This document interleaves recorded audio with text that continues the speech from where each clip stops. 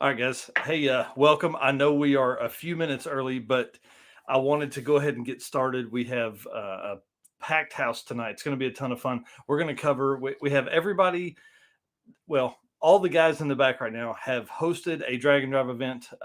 Regional events is what we're calling these. Michael Lone, who's running Carolina Drag Cruise, is actually an 8th mile event, and then Zach Slevin's was an 8th mile event also. So those times will live on the 2022 8th mile list. Say that 5 times fast. But I wanted to go ahead and get started because we have Jared Holt in here too, who is still at work. So we're going to we may have to work through some time with him. He's a pretty important guy at the dealership. So he may be able to stay with us the whole time. He may not. Who knows? I don't know. So we're going to run through that stuff. If you haven't seen it, Daily Dose of Drag and Drive every Tuesday, Thursday morning. Long format stuff. I haven't done much of it lately. We will get back to that. And today I set up on Anchor and Spotify for the podcast stuff. So this recording will be edited and put out as a podcast as well. So if you want to listen to it while you're driving to your next drag and drive event, you are, definitely want to do that. So, all right, enough of my stuff. Let's bring these guys in. I'm gonna bring it all in, and then we're gonna kind of lay out how we're gonna answer questions. What's up? All right, guys. Hey, guys. So, hey, little bit of ground rules here. Probably the easiest way to handle all this. Whenever, like if the conversation stalls and I need to ask a question to move us forward, we'll always go Zach, Mike, Jared, or opposite. You're opposite on your screen here. It's probably the easiest way to do that there, just simply so people aren't trying to who answers next. Hey, you got another one of those beers? I'll take one. Yeah. All right, hang on. I'll be right back. Put that in the mail. Let's definitely start out. We want to tell everybody who you are and all that kind of stuff. And then you made me think of that, Jared. We need to definitely know where you guys are. So Zach, why don't you get us started, man? Well, I'm Zach. I'm the one of the hosts for Cruis'n up here in Nebraska. That was our little drag and drive event we hosted up here. I'm in central Nebraska, Central City. That's kind of in the Tri-Cities area. And then I don't know if that's all you want to know. Yeah. Tell us where they can find you on social, and then Cruis'n Lose. You guys have a page as well on Facebook. Yep, we got Cruis'n Lose public page on Facebook, and then on social, I'm 308 Racing on YouTube, TikTok, Instagram. So nice. And I just post racing stuff, spraying the bejesus out of minivans, whatever I can find. Yes, that's awesome, Mike. You All go right, by Mike. You go by Michael or Mike. Hey, look, as long as you call me for dinner, you can call me just about whatever. I have been called most things. So I'm Michael Lone. I run the Carolina Drag Cruise. We're coming up on our second event. Started the first one last year. You can find me at Michael C. Lone on Facebook. You can find the Facebook group Carolina Drag Cruise, or you can hit our website at carolinadragcruise.com. Well, I guess I'll go. My name is Jared Holt. A lot of you guys know me as J-Rod. I run Cruis'n Oklahoma and King of the Open Road Drag and Drive events. You can find us on Facebook, Cruis'n Oklahoma. You can find us on Instagram under Cruis'n Oklahoma, as well as JRod_OKC. We also have a YouTube channel, J-Rod's Garage. It kind of features all my crazy builds I got going on. We got 19 cars going on right now being built, so it is a full house at all times. That's awesome. So, the reason we're all here tonight is obviously drag and drive events, but also because you guys host. So I think there's going to be some fun conversation that's going to come from this because, I attended Jared's event last weekend, right? I feel like it's been a month, but I also feel like it was yesterday.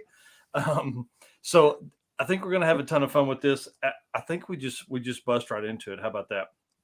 Let's go. Yeah, let's do it. So let's get to my notes here because I'm not going to remember shit if I don't do it. So why don't you guys tell us what you like most about Drag and Drive, and then maybe the best event in your opinion, that you've attended. I think the best thing's the people you meet. The cars are one thing, the racing's the one thing, but the people you meet along the way is the best. And then most of the people that I talk to every day, I've met on Rocky Mountain Race Week. I mean, I talk to people day in and day out that I've met there. So that's probably my favorite event I've ever attended, or drag and drive wise. Yeah. We got somebody sneaking up there. Yeah. She has no manners. Well, that took mine, so I guess I got to do something different. I'm going to say the stories, man, because the stories that come out of drag and drive events, the adversity people go through, the crazy things, the parts that never break that break on a drag and drive event, and people on the side of the road at 3 a.m. TIG welding with a battery or something like that. Yep. The crazy stuff we find out about on drag and drive, and how much actually people are willing to put their heart into it and trudge through and finish that series. Yeah, absolutely. I agree wholeheartedly with that. I'd say mine is the memories. Obviously, Mike, you came out this weekend and you've seen my family there, and I always bring my kids with me. So to me, it's about making the memories along the way, whether it's the racers or the people you meet in small towns. We do our thing a little bit different in Oklahoma. I reach out to all the small towns we travel through, and months of this goes into planning. And I get the townspeople to come out and basically give us a welcome as we drive through these towns. So there's literally hundreds of people lined up. And, I was that little 8-year-old kid one day. When we drive these cool cars to these towns, we're inspiring the next generation. So to me, it's definitely about the memories, because I've been racing for 15 or 20 years now. And let's face it, you blow a lot of shit up, you break your car, whatever happens, you don't really remember that stuff. You remember the memories of the event, whether you won and you helped so-and-so or whatnot. And with me, with Cruis'n Oklahoma and Dragon Drives, it's about the memories, 100%, because you are literally making memories with people that are going to last a lifetime. Yeah. So it's funny, when I was talking to Vince Rash, he was like, man, I met people in 05 that came to my wedding in 08. Like, I mean, that's what, Rocky Mountain or the 2.0 Race Week did for me. I mean, I met people that I talk to all the time, same thing. And you were talking about roadside repairs and all that kind of stuff. Red Hat Scotty's in the comments over there. He's trying to work out. I'm going to get back on the quick 16 stuff too, but they did a motor swap in the parking lot. Did not know they were going to have to do that, and swapped it right in Tulsa's drag strip parking lot. So I remember that. Yeah. So you were on 2.0 that year, I think too. And that motor has lived in the car to 10 O's, and they literally bought it from a junkyard. So it's or somebody late at night in Tulsa, Oklahoma. We're 6 hours from where they normally would buy stuff. So it's really cool. Looks like we got some folks popping in. Chris Cabe was asking about the OBS Ford in the back. You want to tell a little bit about it there, Zach? Yeah, that's a 95 F-150 I restored when I was in college. I went to college for auto body. I dirt drag, mud drag it. Has a 454 cubic inch small block Ford. It's 15-to-1 compression. I would say it probably makes 700 horsepower. Got divorce transfer case. It's pretty fun. Does like 1.6s, 1.7s, 60 foot on dirt. That's insanity, dude. That's awesome. It's by far. Cool. If I stopped mud dragging, that would be my race truck. That's my baby right there. I mean, what would that thing do on a set of radials? Break. So I took my fiance out in it, and we tried to do a test hit down my cul-de-sac, and all I did was crab walk all over the place, and I gave up on that dream of trying to. That's funny.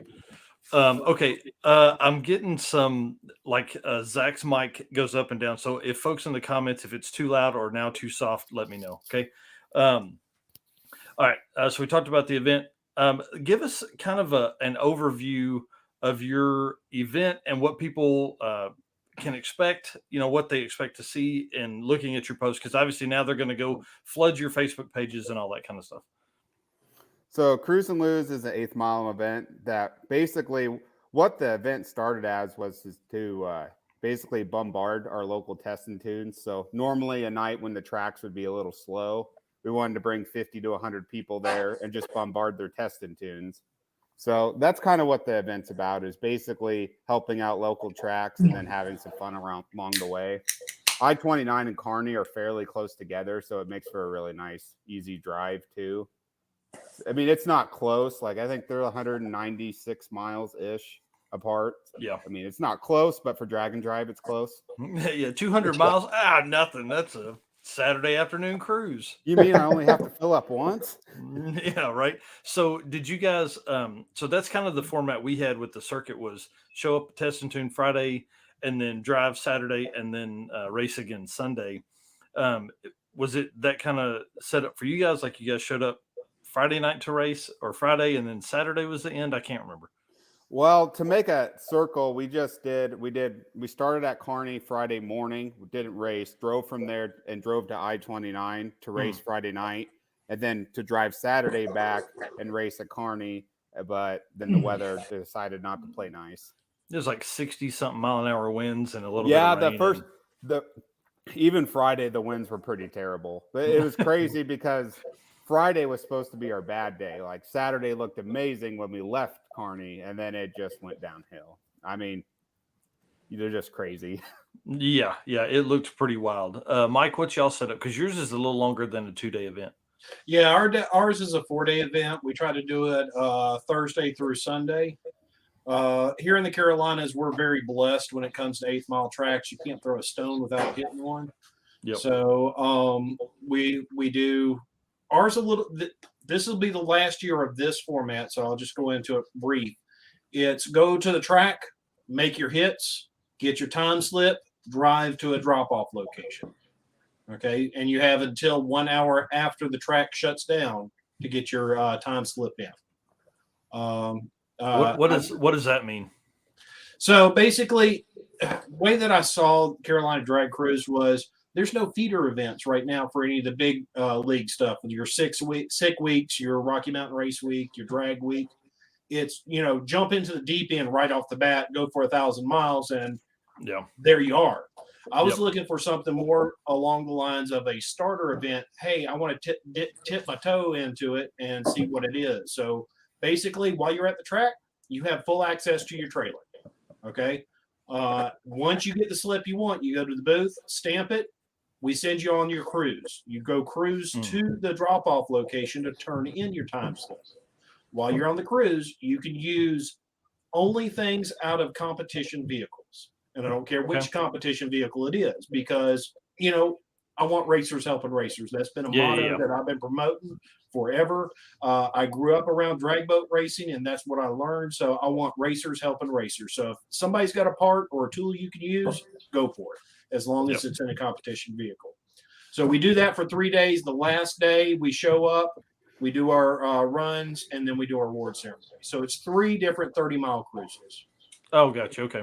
Now, that will be changing for next year. We'll talk about that later. Yeah, we're going to talk about that because that's a pretty cool update. Jared, what you got, bud? Yours was a perfect example of what's going to happen for like the last day of race week, which I'm excited about, and I'll tell the Dustin Cottle story when you're done. Okay, yeah. So King of the Open Road, it's a little different than any other drag and drive because, to my knowledge, it's the only heads-up elimination style. So basically, we have a test and tune on Friday. Saturday, we had a 280-mile cruise out through western Oklahoma. It's just wide open. Tons of planning went into that. Gorgeous, absolutely gorgeous. And when he was telling about the story about little towns earlier, it was so badass to cruise through. And like I think when we cruised through, was it Anadarko? Anadarko. Dude, there had to be 150 people on the side of the road. Tons of kids running around playing. I mean, y'all, we pulled like Lamborghinis and stuff through these towns that they never seen a Lamborghini. It was pretty neat. So and then we get, a lot of the towns, we get police escorts. I set all that up. So that helps with logistical issues a lot. But yeah, 275-mile cruise with 2 landmarks. We hit the Route 66 National Museum. And then we hit the Koger General Store, which is kind of made famous in the movie Rain Man with Dustin Hoffman and Tom Cruise. Because I try to tie in Oklahoma history with these events because get people off the beaten path. They get to learn a little bit about their state. And then when you make it back to the track, we had 3 rounds of qualifying on Saturday night. And then we actually go into eliminations on Sunday. We also had 1 round of qualifying on Sunday for the guys that may have, broke or something like that on Saturday. But it is legitimate heads-up drag racing. I'm not really a bracket guy. I come from a pretty, 10, 15 years of racing at a pretty high level. I wanted an elimination style, so you didn't have to do average ET. And I think it worked really, really well because we got guys going, in the box, going in the lane, staging their cars, door to door, drag racing, not letting the guy go and wait 3 seconds to make your pass. And I think it makes it more entertaining for spectators. And to me, like, that's what it's about as well, because you're wanting to pack those stands with fans. So I think it went Yeah, pretty for good sure. for our first one. We had 212 racers signed up. We raised, I think, 150 because some didn't make it, some broke. Obviously, with Dragon Drives, that's part of it. But we had really, really good feedback from most everybody, and so I'm already getting asked when's the next one. We're already starting to Yeah. plan that for November. So Yeah, I'm excited about it. The Dustin Cottle story was that, so race week, and I don't know Matt's and Adam's thing, but I think they probably had to see yours maybe and go, oh, that's a great idea. Or they were working on some kind of heads up, because that is the struggle with a lot of the Dragon Drives is you don't get that side by side race necessarily every time. Sick week right. helped a little bit with that, with the 1 second rule. But I feel like your event was great, and it worked out perfect because like it was a great test bed for a ton of 1.0 and 2.0 folks, because For sure. the last day of both of those events are going to be an elimination style race, which is Mhm. awesome. So you'll set your average across 4 days. Will be all of that, and then the last day will be setting it up. So do you want to break the news on the date for November? We well, honestly, we haven't set it. Nick at the track at Thunder Valley said it, but I'm trying to get him to move it to the last weekend in October because, Mm. for one, it's fall foliage in Oklahoma. It'll make the Yep. cruise so much Oh, more man. scenic. Yep. So we're trying to do it down in the southeast part of the state where the Comanche Mountains are. So you'll get to drive through some mountainy roads. And then the November 2nd through November 6th, I'll be at World Cup Finals in Maryland racing the Supra in the Wild Street class. So I got to work around my schedule as well, because World Cup to me is kind of the Super Bowl of door Yeah. slammer racing. So I'm not going to miss that. So we're trying to work it around that, but I really, really want it to be the last weekend in October just for the fall foliage. Yeah, I think that would be super cool. And the route you picked was amazing. It was gorgeous and all that kind of stuff. So I'm sure Mike has some of that. Mike down there has some of that good foliage stuff going on too. The that last weekend or the last week of October would be a great time. Yeah, weather's So, nice. The DA's good. Yep. The sun's not too high in the sky, so it doesn't melt the track away. It should Yep. make for a really good racing environment. Yeah, tons of fast stuff. And then Zach's event posted the other day to the 8th mile list, and then your event obviously completely overran the regional list. So now there's instead of the circuits, 20 people or whatever that were on there, now there's 150 people on the list. So it's really neat. I will say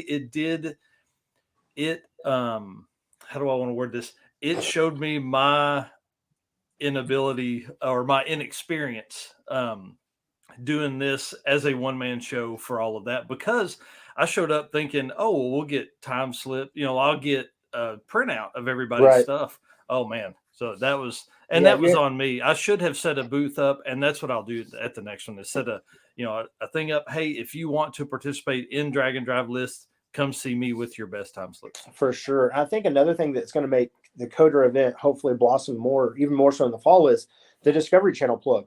It's not very, we had Murder Nova and Chuck there, and when we had their film crews with us, I had to sign a release, and I did a big interview with them. That they had a blast. Murder Nova and Chuck both had a blast, because they got to enjoy the open road with their family and their kids.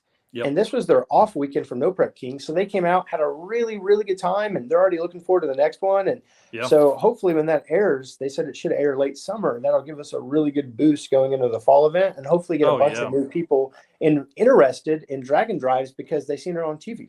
Yeah.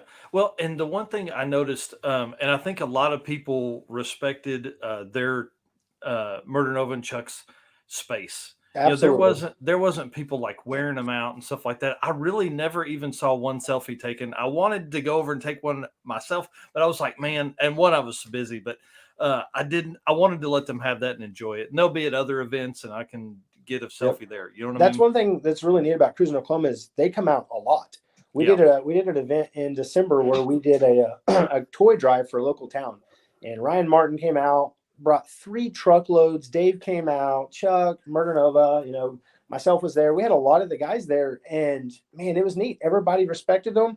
They just treat them like everyday guys, and I think that's what they're after the most, because it gets old, I'm sure, sitting in those lines for a couple hours signing autographs. Oh man! So they can just they can be themselves, and that's what's neat, because we've all kind of grew up around them. We all raced with them over the last 10 or 15 years, and at the end of the day, they're just a racer, just like you or I. So it's pretty neat that those people do, respect their privacy. Mary Mary Cairns here says, J-Rod, you should do your event the last weekend of October. Zach's a bit busy that next weekend. What are you doing that next weekend, dude? Getting a log and chain tied around my ankle. Oh, man. Hey, there you go. That's awesome. That'd Congratulations. be a good bachelor party, though. That'd be a good bachelor Let's party. go. Yep. I'm in. One thing that's cool about that kind of time of the year, One Guy's Garage is the last regional event of the year, and it's the end of September. So that event would technically finish out the year of Drag and Drive. So that'd be a neat deal. There'd be a ton of folks that I feel like with what we're gathering and the support we're getting could show up to maybe try and take one of the top 25 or 50 spots of that list. So that'd be correct. Cool. I was thinking about that with your list thing. It's pretty neat. Like if you can get a few of the guys that promote these events, maybe we can all throw in a little money and then give money back to the top 5 guys or give prizes or something to give those guys, a motivation to try to go faster and try to get to that top 5 spot. I was talking to Matt Frost about that a little bit, and I think it'd be a really, really cool deal.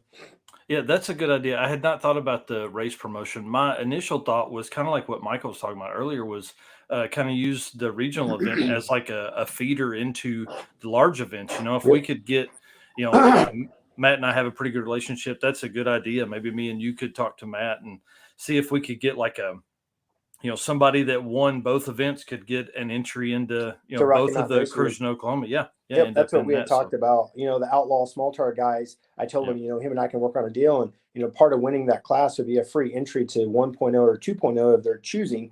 I think it would just promote more drag and drive and hopefully entice people to try to go faster. Yeah. Yeah. And I mean, dude, you had some fast stuff. 730s from a couple different cars. That's pretty awesome. Cody Hoffman won, I think, Outlaw. Yeah. Yep. And then Justin McMurtry won the small tire. And what was also neat is I feel like, I don't know, I've only done Rocky Mountain Race Week and Drag Week, but we had a lot of exotics. We had 5 McLarens, a Viper, an Aventador SV, twin turbo underground R8. And that was just neat because those guys typically don't drag race their cars, but they're all about cruising. And that's why I made that high roller class where you had to have a $75,000 or more MSRP to give those guys a class to play in. And then look what happened. A ZR1 came and busted all their ass. So.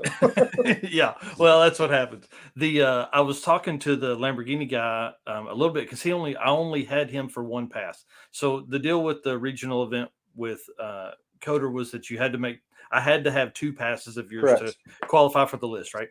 So I'm like, man, hey, I don't have a second pass. He's like, man, the car went into limp mode. It was starting to have clutch issues after the drive. Because, I mean, you know how it goes. We drove pretty spiritedly. He was like, the clutch wasn't happy. So he said, I only made 1 pass. And it was like an 11 something. So, I mean, it was competitive and fun. It's pretty neat. Were, you could say we were driving spiritedly. That's for sure. Yeah. There was one point on a back road. How straight was that road for how long? Dude, it had to be like 34 miles. It was just like, yeah. So, you put people in those kind of cars for that kind of time. My WS6 was not wanting to hang with those exotics. Yep. And you guys covered it in what, 10 minutes? Oh God. I feel like we could have made the cruise in 3 hours realistically because we were absolutely flying. Yeah. We were moving through. Luckily, so after I rode with Jared, I jumped in with the Can-Am guy, rode in the side-by-side for like 2 hours.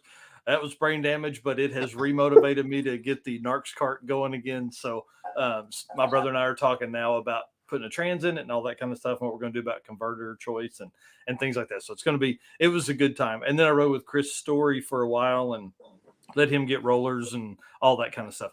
Was that the first side-by-side to compete in a drag and drive? Yeah, man, I think so.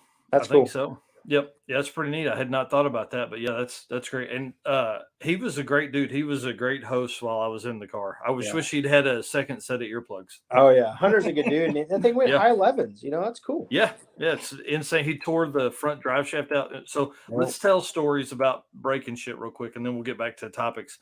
But he tore the front drive shaft out of the Can-Am, and it cut all of his brake lines. So at 106 miles an hour, he has no brakes and no front drive shaft, and shit's going wild. And so he's trying to get it stopped. And they ended up going back. He has a shop in Oklahoma City that does side-by-side stuff. And so they went and tore apart a whole other car so he would have brake lines so he could make passes on Sundays. Yep. Yep. They were up till 2 or 3 a.m. And you had a guy come from Pennsylvania. I mean, Yeah, Robert. crazy. He's a buddy of mine that races at World Cup finals. Hold on, let me plug my phone in. He races at World Cup finals in Texas 2K, and that's kind of where I met him over the last couple of years. He was Joe Granis's crew guy, which for those who don't know who Joe Granis is, fastest H pattern car in the world, 2JZ Super. I think it went 223 miles an hour. So he was his right-hand man, and he has an all-wheel drive Civic. He doesn't do social media at all. He has an Instagram, has like 100 followers. And he saw a post one day. He's like, "Hey, I've never been to Oklahoma. I'm coming." And he came down and got runner-up in the stick shift class. Yeah, it was super cool. There's a walk around video of the car, him kind of explaining it on our Instagram and YouTube. So, all right, sorry, we'll get back to conversations here. The next type of fastest car of the event. It kind of tied for me. Tim Brunette has I don't know what year Chevy pickup. It's old, and it went a 6:30 in the 8th, and then we had a F-body Camaro that went 6:30 in the 8th, and so they were like, one was in 650 class, one was in small tires, so they were actually both in 650, and they didn't know who turned in what, but basically a 6:30. But the track was bad. Like the wind was blowing 40 mile an hour, and they tried to make it as nice as possible, and then the wind came up and it was just dust on top, so it was slick. I mean, there is 10-second guys running 9-second 8th miles because they were just spinning so bad. There's a guy with just like a turbo LS wagon, and I heard him probably pedal 7 or 8 times and just probably 150 mile an hour wheel speed going through the top. Yeah. Is that the one that had it out of the hood? Like has cut the hood. This turbo looks like it's on the hood. It's awesome. Yeah. No, I think he calculated up. He thinks he has less than 10 grand in that thing, and it went like 1050s. It's pretty fun. That's awesome. Yeah, 10s for 10's a pretty good deal. I was gonna answer before I forget Redhead Scotty's question. We sold out way faster than we thought we would. Is the reason we didn't advertise it. Like we got 65 entries and just decided that we better just cut this off because we didn't want to show up to test and tune and they have 100 cars and we brought 150, or something. Yeah. Because I had talked to the track owners before we did it, but so we cut it off at 65. And that's a cool thing. The interest is out there for these events. Like even our little one. I mean, I bet you with any kind of promotion, it would have been 150 cars there. Yeah. I mean, it's just crazy how much interest there is. Yep. And that was for us too. Now we didn't have that many. We had, I think 20, but we literally, with this busy as I am with dragondrive.com, I didn't do anything for it, sadly. But same thing, like, do you want to show up to a test and tune night with 50 or 100 cars? Right. So next year we're just going to rent the track. We're going to do that. We may show up test and tune Friday night and then rent the track on Sunday or something. But yeah, I mean, 100 cars, I think is going to be easy, especially moving forward. So yeah, we were talking about the same thing, what we're going to do moving forward, just because of all the interest. Yeah. As far as fastest car for Carolina Drag Cruise, there was no question. It was Devin Vanderhoof. J-Rod, if you know, were at World Cup, you probably saw him. He was the white Mustang with the convertible. Yeah. Must be nice. Yeah, he went out there at World Cup and ran high sevens in the quarter. He was in Wild Street. I remember that car. It's a class I raced in. Yep. And that was the first time he'd ever gone quarter mile with the car. Yeah. And it wasn't even geared right. Right. But he was running high 4s in the 8th. Matter of fact, one of the talking about crazy stories, breaking stuff. He slung the belt at Union County at about 400 foot and knocked the hose off the radiator. Ooh. Oh, wow. And I think I got about 10 to 15 gray hairs in my goatee when he stepped sideways. Oh, yeah, I can imagine. Yeah, I about pooped my pants, went and did a laundry check, the whole 9 yards, and I wasn't even driving. Yeah.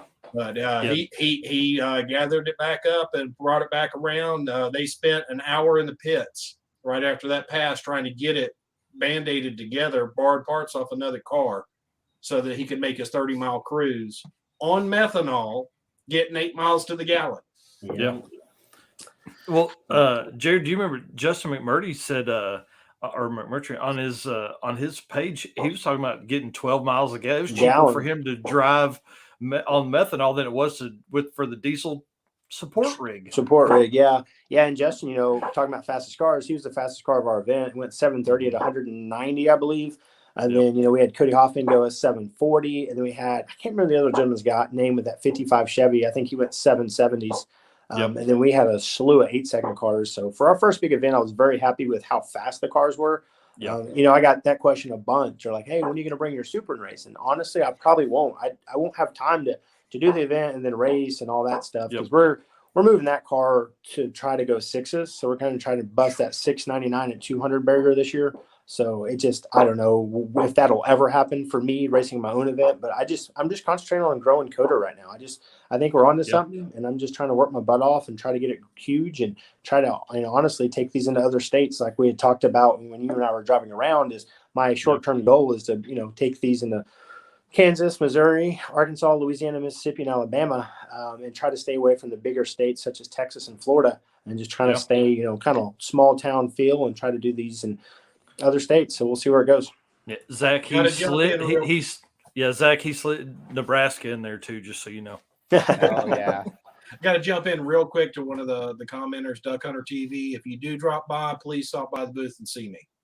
Yeah, those guys are awesome. They were on Sick Week with us. It was a lot of fun. It's really fun to hang out. Destroyer 1320, I want to say thanks. Yeah, we hit this one video has been absolutely insane. We crossed 1,000 subs today, which is crazy. It took me years and years and years to get to 1,000 subs on Narcoleptic, and we've crossed 1,000 subs in 3 months. That's awesome. Congrats. Yeah, thanks. Appreciate that. It's going to be a lot of fun. We have a long way to go to get to the time for monetization, but hey, we're going to do it. We're going to have fun. We're basically using this to build the brand, It just takes one viral video, man. I had one video grab, and it got 50,000 hours of watch time. So it just takes one video. Yep. It's absolutely wild. And that's why I go to these events. I mean, like, not just to put not just to have the content and hope one takes off like this has, but like to put that content out there for people to enjoy. I mean, that was a walk around of a truck that wasn't even on the event that people have absolutely gone crazy over. There's arguments in the comments. I can't even keep up with them. It's awesome. Pretty wild. Yeah, it's a good time. All right, so we talked about mileage that you guys drove for your event. Fastest car, favorite car though of the event. That's hard. There's so many cool ones that I like locally. I don't know if I can answer that one. Man, because I'm a sucker for the turbo crap wagons. I love them. There's something that's different. There's a Saturn powered Saturn that came on ours with MS3. Like the block looks styrofoam. He's ran like 1120s with it with a $97 eBay turbo. Like, it's a kind of a cool little car. Yes. And I like that stuff. Like on these events, the budget builds that, showcase you don't need to have a $50,000 car to come. If you have $5 to 10 grand and some willingness, you can build something pretty cool. Yeah, that Saturn, that's pretty neat. Michael? I've got one honorable mention, but definitely a solid favorite. The honorable mention would be the LTD. I don't remember the guy's name, and I feel bad about it, but it was a kid, early mid-20s. He's out there. He's thrashing the whole time yard. The second day at Union County, I had to give him some transmission fluid because he ran it dry on transmission fluid. I mean, just out there, the same dumb stuff we did when we started. But he finished the cruise. The C4 transmission was on its last leg. He decided he was going to spray the motor to death. It just wouldn't die. And that's my honorable mention. The winner definitely was the Spirit of Drag Week winner, Drag Cruise winner, and that was Chris Miller in his third gen blue Camaro. He even though he could trailer to the events, he pulled a trailer to the event. He was, absolutely excited and faced every problem known to man. Saturday, he barbecued the top of his motor because he had O-rings in the injectors.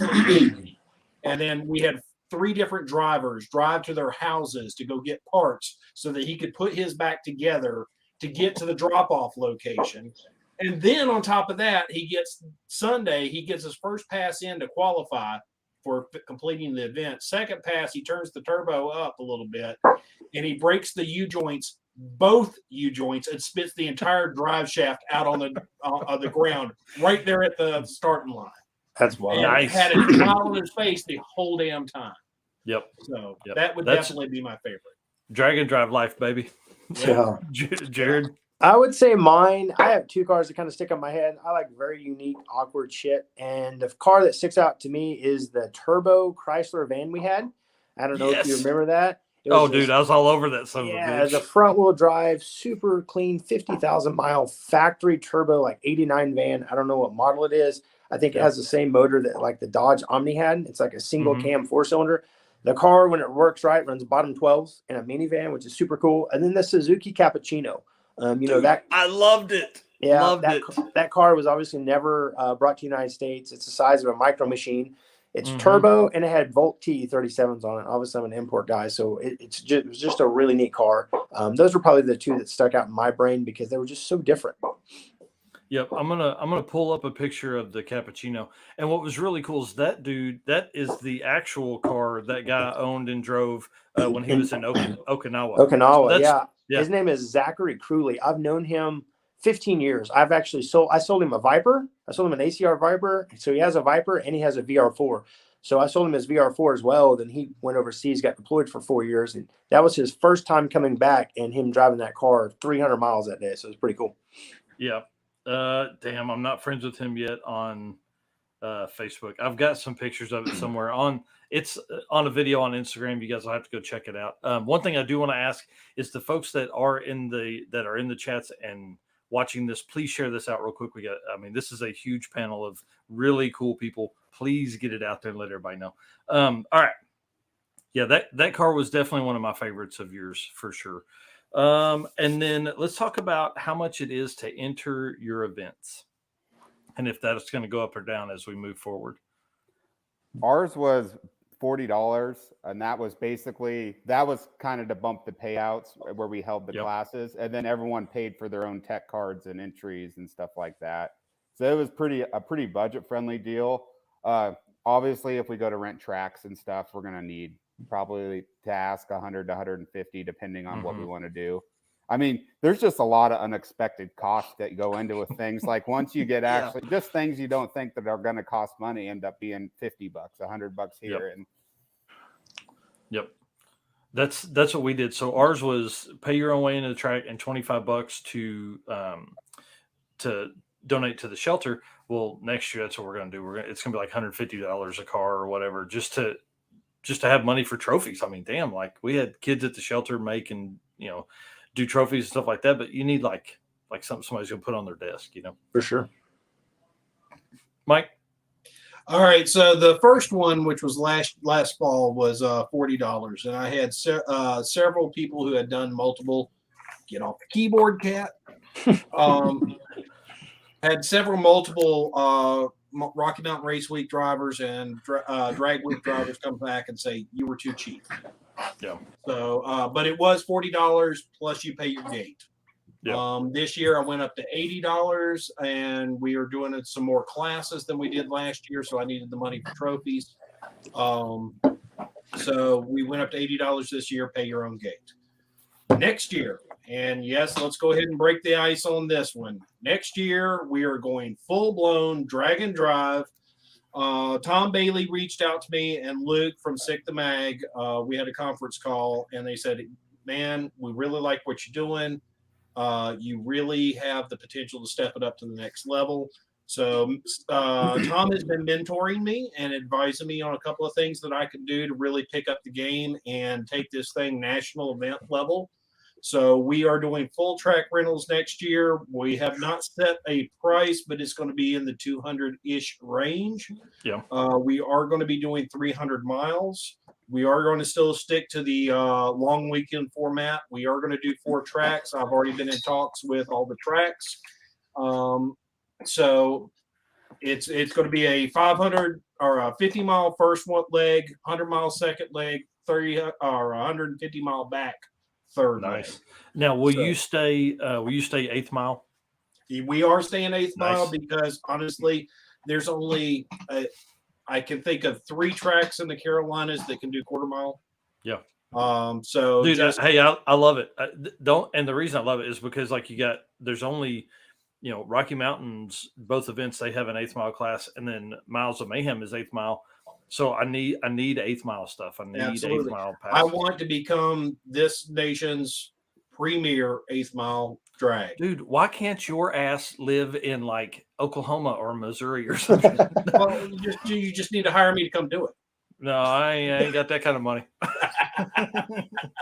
But yes, I am announcing right now, next year will be standard drag and drive. You park your trailer, you come back and get it Sunday. I've talked to enough of the track owners that I can announce it now. That's cool, Awesome. man. Congrats. Thank you. Yep. That's cool. And then Jared. Yeah, so Coder, last year was our first event, or we did 2 last year. I started the same way, $50, very grassroots style, 100% payback, no track rentals, nothing like that. And then this was our first big one where we got the track involved, so we charged $150. We sold out over 200 spots. We did, I don't even remember what the payout was because I let the track handle all the money. I didn't want any part of that. And then on trophies and stuff, I don't know if you remember seeing the trophies, but they were pretty cool. They're awesome. Yeah. Yeah, 187 Customs. Shout out to Murder Nova. He sponsored those. There's a local guy that made those on a CNC machine. So he cut, 24 of those. He paid for those, and I think it's real important to get local sponsors involved with this stuff because obviously Cruis'n Oklahoma is about giving back to the small towns, and so I always reach out to small towns, and we have such good outreach. We had Barnett Home Services, who was our title sponsor. 187 Customs, Central Speed Supply, which was there in the pits. They do so much for Oklahoma racers in general. So I always just try to only include. I've had big companies reach out when a sponsor, but I'm like, no, it's not about that. Doesn't It's about quite fit, Oklahoma. It's about the small town Yep. feel. So yeah, $150 is what our event is. I plan to keep it that way. I don't want to price it $450 or $350. Make the payouts more because to me, people don't really do these for the payout. They're doing it for the memories and for the it's. Yeah, there's one event that pays out. You know what I mean? Yep. Race Week, Rocky Mountain's the only one that really pays out at that level. Drag Week doesn't pay out. They're like, hey, congratulations, you made it. Correct. Yeah, I think we gave $2,000 for first place in soft tire or small tire and outlaw, and then I think $1,000 for second, and then $250 for semis. So the payoffs weren't horrible, but they're no, World Cup finals, $10,000 payoffs, nothing like that. Yeah. Yep. And I think you're on the right track there because these events are about people. These events are about having fun and really just about driving your shit, like beating on it, driving it, working on it. If we need more people that enjoy wrenching on their car to make it work, Yep. And just like perfect examples, that Travis guy that won hard tire, he had that 10-second truck. He was showing off for this Turl. Yep. He was showing off for the Discovery Channel, does this massive, just retarded burnout. And the next thing you know, listen, 400-foot burnout.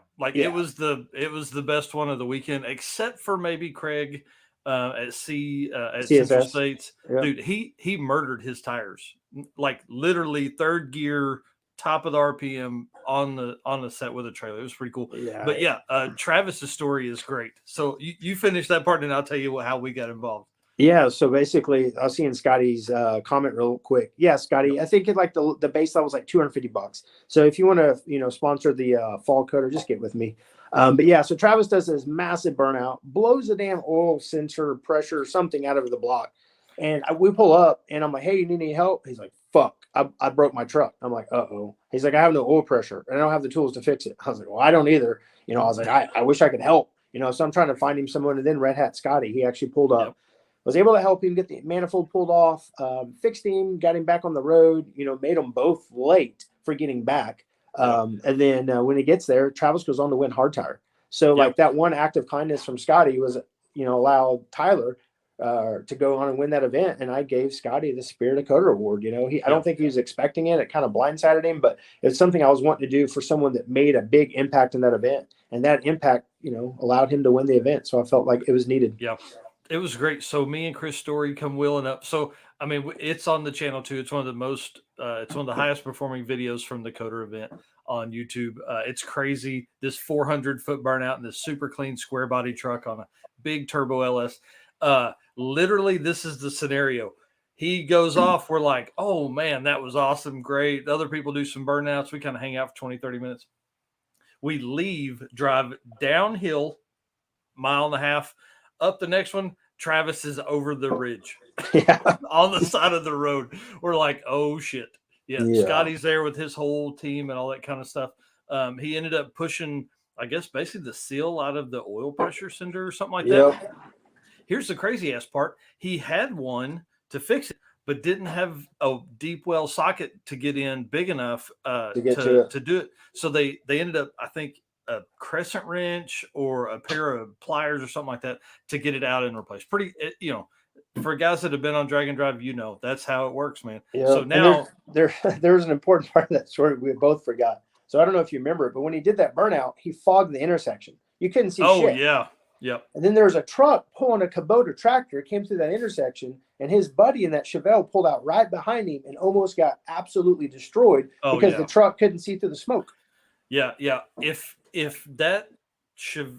had hit that Chevelle, it would have probably killed me because I was standing in between the Chevelle and Scotty's car. I mean, literally, and that dude's going 40 miles an hour and he just jumped out. Luckily, he was on the pavement just with the back tires, the edge, and could take off. If he'd been in the gravel, it'd have been over. Oh, yeah. And that guy was pulling 25,000 pounds. I mean, he could. Oh, yeah.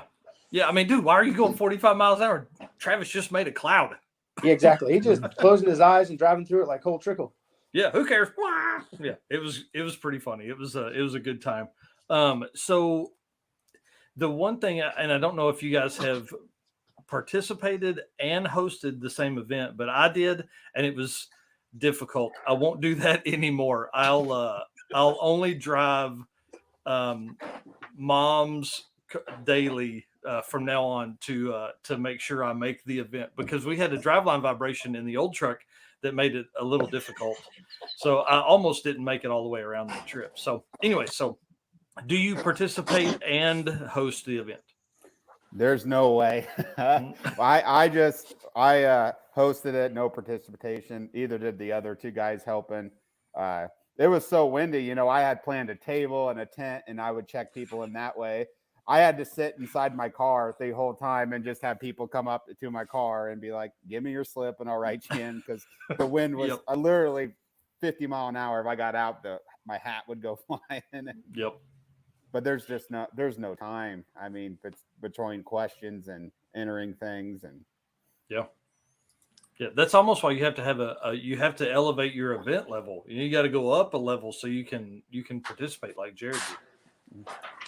Sorry. Yeah. Honestly, I grew up. My dad was head safety coordinator for the USDBA and the ADBA, both drag boat associations. And, I learned a lot of life lessons for that. One of those things is if you're in charge of the rules, you can't run. That's personal preference. I understand there's other people that do it, Tom Bailey. But, that's an integrity thing for me. I don't want that breach of trust. I know as a racer, if I've got a competitor who is also running a series, I've seen rules calls go bad. I don't want to inject that into my race. So I will not participate in my own race just so that we keep everything above board. Gotcha. You muted, J-Rod. Yeah. And you'll have to do it on your side because I can't do it on my. There we go. Can you hear me? Okay. So yeah, I was the kind of awkward one. I did race my own event, but I have a massive team behind me. It wasn't a one-man show. I have my wife, both my kids, 2, 3, 4, 5, 6 of my friends. They all kind of chip in and help. So basically, once we got to the track, I was just kind of a meet and greet, thanking everybody for coming, helping people line up. And I allowed the track to make all the rules, hold all the money, do absolutely everything. So like, Michael said, there wasn't a conflict of interest there because, I didn't want to race in my own event and then something happened. And how do you make that call? You can't, logically do that because you're always going to, whether you want to say it or not, you're always going to side with yourself. I mean, it's human nature. So and you bring up a great point, J-Rod, is the fact that if you do want to race your own event, you have to hand the keys over to somebody to make all the calls. So Yep, that is absolutely. the best way and the only way to do that. Yeah, that's Actually, why I started the Cruis'n Oklahoma thing, is because, as you see, I work in a dealership. I'm always here, so we are open every Saturday, and I can never go to Cars and Coffee. I couldn't go to all these car events. So I said, you know what, screw this. I'm gonna start my own deal.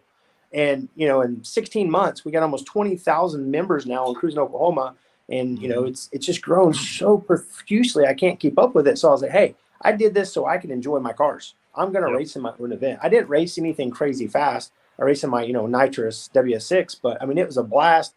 Car went 130 on a stock motor, and I had more fun racing that than I probably did the Super or the Viper, because it was less, headache. Yep, that's for sure. And you were talking about it earlier about the, bringing a fast car, like bringing the Super to something like this. The getting those kind of cars ready is so much different than like what Zach and I run around in most of the time. For me, is like some beat up old GMC truck. You know what I mean? Like, like there's not a whole lot of get ready on that stuff. Oh, absolutely. Give me 1 second. Yeah, no problem. One of my salespeople was texting me. Oh, leave me alone.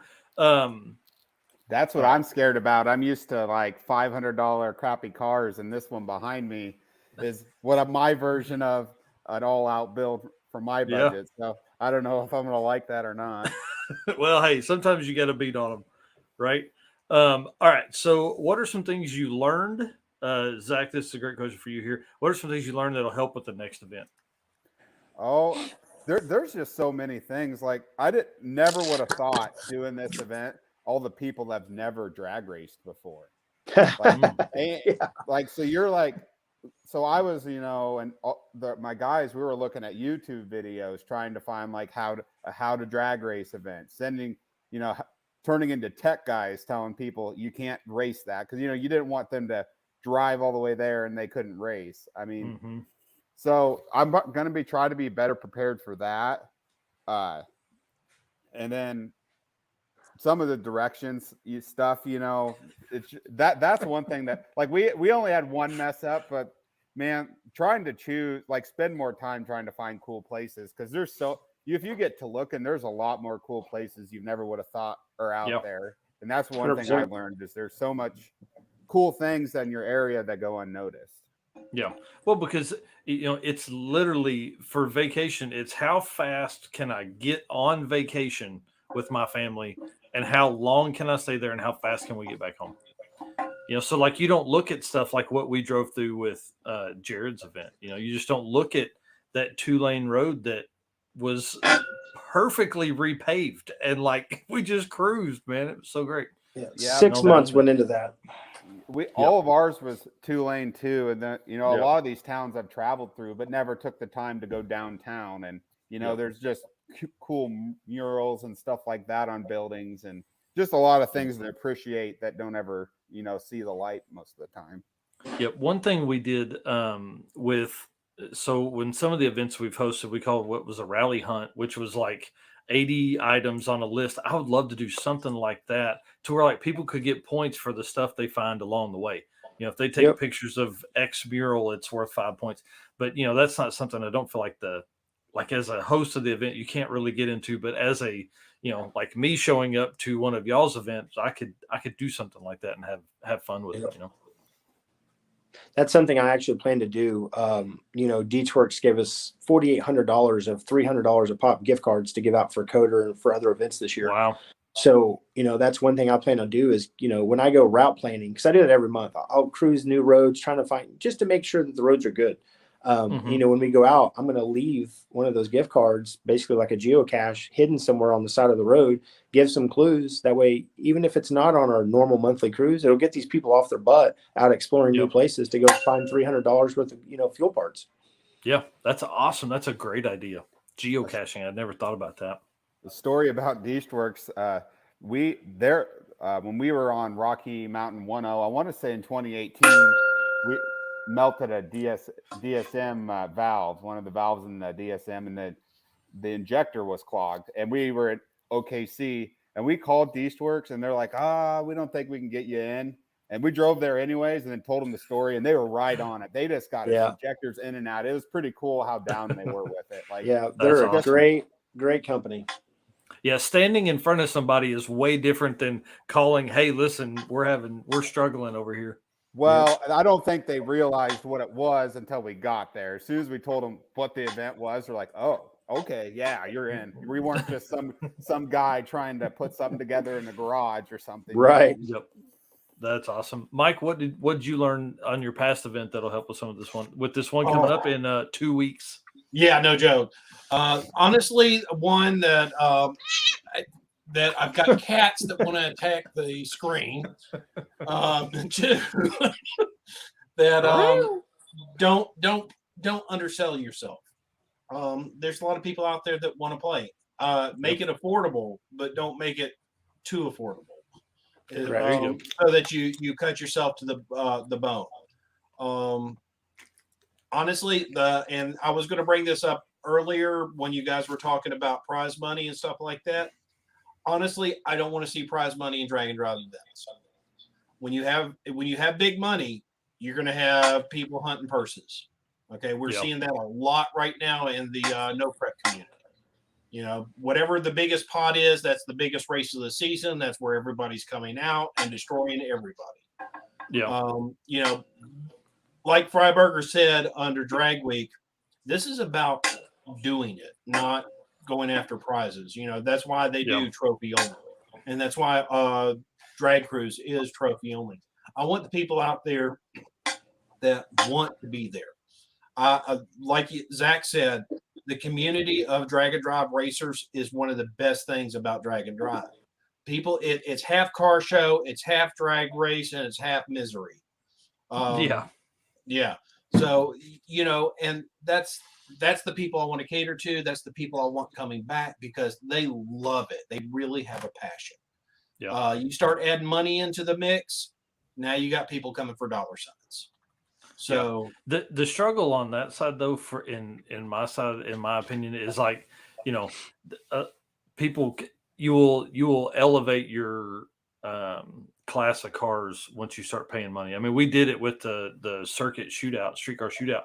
You know, when we started paying money and paying winners entry, like the class entry we were paying to winners, you know, it elevated our cars. So, but yeah, and that's the thing. Right now, I'm sold out on 64 cars. Yeah. And I sold out in a month. Yeah. 64 callers is all I can do on the back of test and tune sessions. Yeah. And that's how we're doing this one. And this is the last of the test and tune. Well, let me don't say that because the fall race may be coming on. Yeah. But next spring is going to be full blown track rental so that I can expand to the people that want to show up. Yeah, well, and them not having to mess with paying at the gate and all that kind of stuff makes it way easier too. Exactly. Yep. What I learned, a few things. One is to have two separate entrances to the track, one for racers, one for spectators. Because you were there was a lot of spectators. Dude, yeah. So we packed the house. So the problem was, and I, you know, me being me, I didn't even think about this, but I had Justin McMurtry walk up to me. He's like, man, he goes, the only thing I would really change, I don't want to sit in line 40 minutes with Tahoes waiting to get in the racetrack to let my car cool down and to service it. You need to come up with another way for us as racers to get in. Mm-hmm. So I think that's pretty important after they just completed a 300-mile drive. They need to be able to get in, get their shit cooled off, be able to work on it and service it. That probably proofread a lot more because we did these little maps that we paid pretty good money to have built. They were turn by turn because you get in Western Oklahoma, your phone don't work. Whenever they printed them, there were some typos in there that we didn't catch because we were kind of rushed, kind of made us look like idiots. So that's something that I want to do a better job at that. And then back to the money thing. Obviously, we did have a big payout. We took in a lot of money. We paid out a lot of money. The track put a typo in there that we actually addressed in the driver's meeting. They put, you know, if you qualified, you guys $100 back or $150 where it was. Well, in the driver's meeting, Nick, you know, the manager of Thunder Valley, he had to address that we weren't going to do that because we wanted people to get more track time. We weren't going to qualify. We weren't going to take the top 8. We were going to let everybody who made it, if they could go, race every round of qualifying. And even if you didn't qualify, you could still race in the eliminations. You were just going to be so far down the ladder, you probably didn't have a chance. And it caused a little bit of a kickback with a few of the people who were the flyers said $100. Well, we addressed that in the driver's meeting. And if you're really bitching about $100 on a drag and drive event, you're probably doing it for the wrong reasons. Yeah. Yeah. That's exactly because, like, let's be honest, everybody qualified. Like, Correct. Bro, you raced. Yep. Like, you did it. Yep. I will say I made a mistake the Sunday of the award ceremony. We had made a 1-digit typo on data entry. And after I handed out the awards, including handed out the wrong award in limited street, or handed it out to the wrong person, the guy who thought he had won came up to me and said, "Hey, how did you calculate your averages?" And I said, "Come on back, I'll show you the spreadsheet." And he looked, and we looked at the spreadsheet, and he's like, "That's 1 digit off. That 8 should have been a 7." Oh. And he pulled up the time slip and showed me. I said, Yep. "Wait right there." I went and got the guy I handed the award to. We went back behind the stage. I said, "Here's what happened. This was a typo. It was a data entry mistake. He actually would have won it." The guy handed the trophy over to him and said, "Congrats, dude." Yep. That's awesome. If you're honest and upfront with your drivers and say, "This is what happened," 9 times out of 10, people will say, "You know what? Cool business." Yep. You know, Until with you throw ours, money in the mix. Yep. Until you throw money. Yeah. You know, with ours, the guy that was causing a stink wasn't even the guy that he was bitching about. There was a guy that was his buddy that wasn't even upset. And the guy messaged me privately and was like, "Look, I don't know, what's going on. I'm not upset in the least bit. We didn't pay attention in the driver's meeting. They would have just paid attention. It would have been an issue." That was the only, kind of a black eye we had from the event was one comment, which you run 200 plus cars through the gates. You're going to have something. I was pretty happy to get a 200 plus car count for our first big event. Yeah. So, I don't, how many does Race Week take? Is it like 250? Yep. So 250, yeah. So, next year, as Scotty just mentioned, his only thing was we ran them too fast. Everything went too smooth. So I think we're going to try to take 250 cars next time, and probably maybe add a class or two. We had 12 classes, which was quite a bit. I really enjoy like the index racing. It gives those 13-second guys a place where they feel like they can race. But as Zach said earlier, a lot of these guys don't have a effing clue what the hell they're doing. They're going in double lighting people. The guys that do know what they're doing, they're kind of getting aggravated. Listen, I saw that all weekend long, like all Sunday long. These guys would pull up, like one guy's just barely done this burnout, another dude's got both bulbs lit. I'm like, what the fuck? What the hell? Yeah, me as a racer, if I'm strapped in and there's money involved and I'm trying to win an event, I'm gonna sit there until the dude backs out. Like I'm not gonna rush my strategy to compensate the guy in the other lane. So that's another thing I'll probably do better is explain to these guys the actual rules and etiquette of drag racing. Because so many of them are first-time racers. So many of them are green kids. Because with Cruis'n Oklahoma, you get these kids that are 17, 18 years old out here doing it with 70-year-old guys that have been doing it for 50 years. So there's just not a lot of experience sometimes, and it shows. And it kind of, they need to understand the etiquette of the sport. Yeah, I can tell you right now, I'm getting questions on my PMs on Facebook. I had one recently. What kind of helmet do I need to run? Yeah. Is there any safety stuff I need to know about nitrous? Here's I turned into drag racing instructor, tuner, engine builder, school instructor on, just trying to help our people who are trying to come in and have a good time, so they are prepared to have a good time. Well, and that's one good thing. Like you could even after you do your driver's meeting, in that meeting, be like, "Hey, who hasn't raced before? Stay after. We're going to talk about some shit." Yep, you could easily. That would be a good idea. Yeah, especially when we had the driver's meeting at Thunder Valley, we had it right at the starting line. So, you could have staged with feet just to show people how it works. And, next time I'm doing that because that was really the only delay in the racing, because sometimes people didn't know what they were doing. Like you said, they'd go double bob the guy next to him. And the other guy's like, "Dude, what the fuck?" So that and then they're going to wait because they're like, "Tell it somebody to back out." Exactly. Yep. That's one thing I'm lucky is I'm a NHRA tech guy at our local track. So at least I know all the rules of like, yeah, that's not right, or this is right. Right. That's awesome. Sorry, I'm trying to go through some of the comments here. They're starting to fly here. Danny Fatka has made it. He said, I'll definitely pay attention to these type of podcasts, things like that. And then obviously we want to talk about Red Hat Scotty, Question Performance Solutions. Index Madness has a nice ring to it for some sponsorship there. So we'd love to have Scotty sponsor any kind of drag and drive. He definitely lives the life. Everything they do is drag and drive. That is. And Mike, I want to reach out to Nico, and I'm not even going to try to butcher that last name, about his dad living in Bern, North Carolina. If there's anything I can do to help, please hit me up on Facebook, Michael C. Lone, or hit us on Carolina Drag Cruise. If you want to do a father-son event, come do a drag and drive event, anything I can do to help, please let me know. Nico's awesome and drives one of the craziest Malibus, a stick shift car. I mean, it's wheelie, nitrous, all this kind of fun stuff. He's putting a cage in it so he can go faster at race week. So he lives in Colorado now. He single-handedly have rose the price of used 8.5 10 volts. or maybe that's a 7.5, but he's broken like 10 of them. Yeah, he's done a ton of roadside repairs in that car on drag and drive events, and has, I think he said at one time like 7 ring gears or something like that. I think he finally put a 9-inch. This car right behind me, that I broke 7 10 volts in 3 months in that one time. Jeez. So. That's wild, man. Yeah, he has a 9-bolt now, and then the cage and all that kind of stuff. So he's Red Hat Scotty says the most part breaking motherfucker ever is Nico, and not scared to get underneath it. My little brother actually welded up a shifter rod or something like that for him at Mid America Dragway using Matt Frost's plug-in welder. I mean, it's pretty neat. If you guys want a good time, you need Nico to send you that video of him making a test hit on the street where his like lower control arms came out or something, and his rear end tried to fly out of his car. That's a pretty entertaining video. Yeah, he's hilarious. He's been on the podcast on Narcoleptic a couple different times, and I'm going to start bringing some of that stuff over to the dragondrive.com podcasts and videos and things like that. I'll start bringing some of that older stuff from there because there's so much good stuff.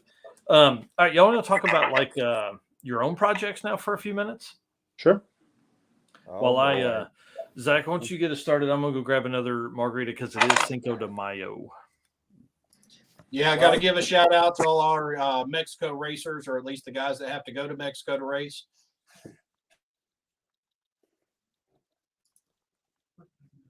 We'll start off with that right there.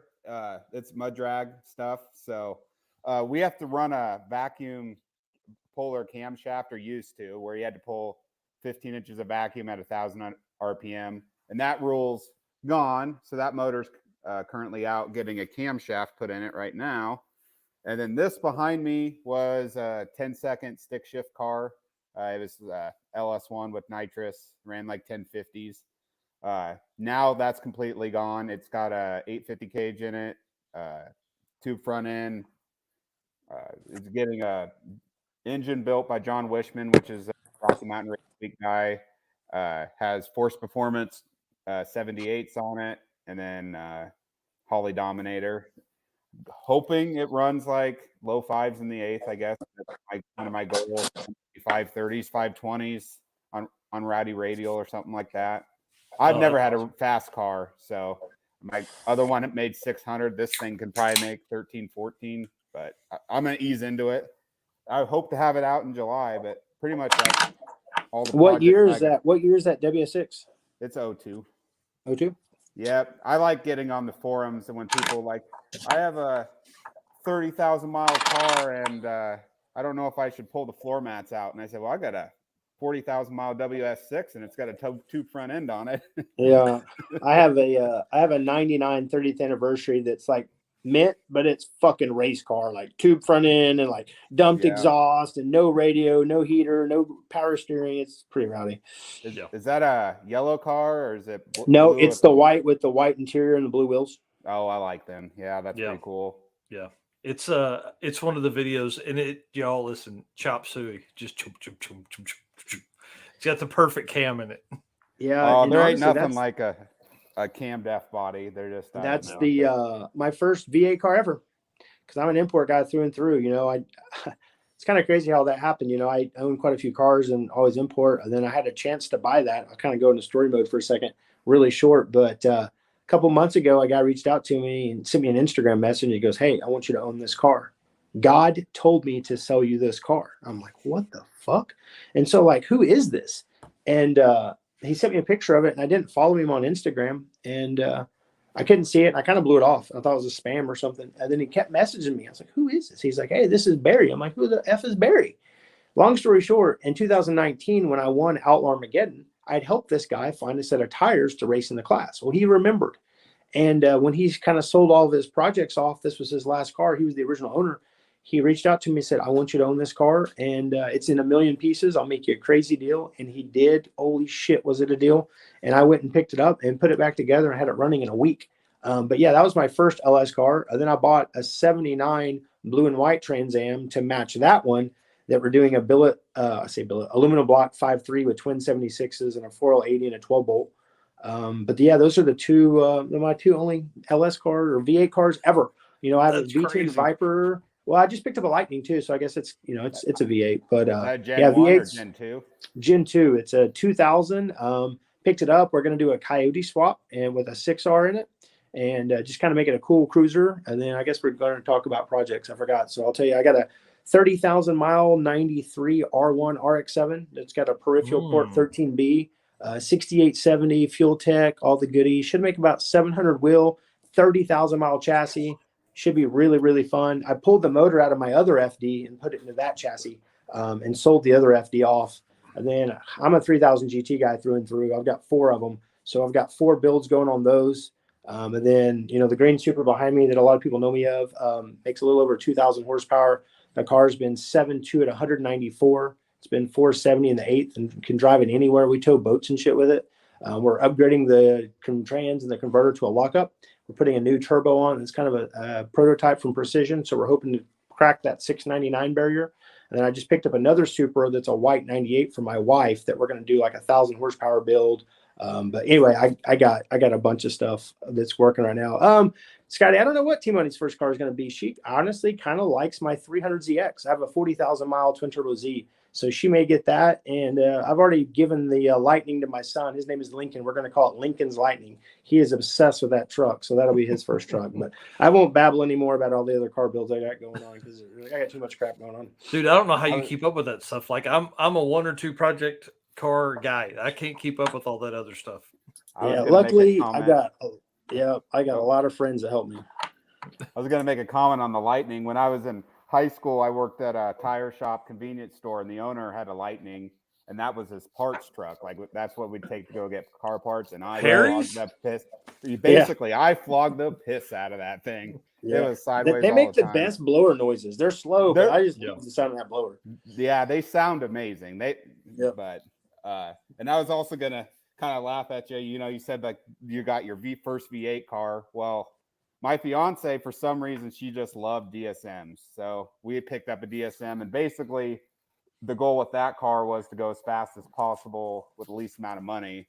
And we bought the car for $300. It was an auto all-wheel drive, rusty. First gen, second gen. It was a third turd. gen. That's cool. And anyways, I have a bunch of friends here that helped me out with that. But we had like $3,200 in it, and our goal was to go 12. So I ended up going like 1140s. Yeah. And then it had a $97 eBay turbo on it. And it turns out those just will blow up as soon as they hit 35 PSI. Like as soon as you see them log 35, they're not balanced. Yeah. As soon as it got up to there, it'd blow up. But it went 7-1 the 8th. But I don't know. I kind of got me into imports now. I'd love to have another DSM. We got rid of that one because the 1.460 foots, it was tearing out the lower control arms from the body because it was too rusty. But where else can you go that fast for $3,500, right? I mean, the Nowhere. Ford Z63 is the small block Chevy of the import world. Yeah. Oh, I gotta tell a story about the motor too, because the engine it was blown up when we got it.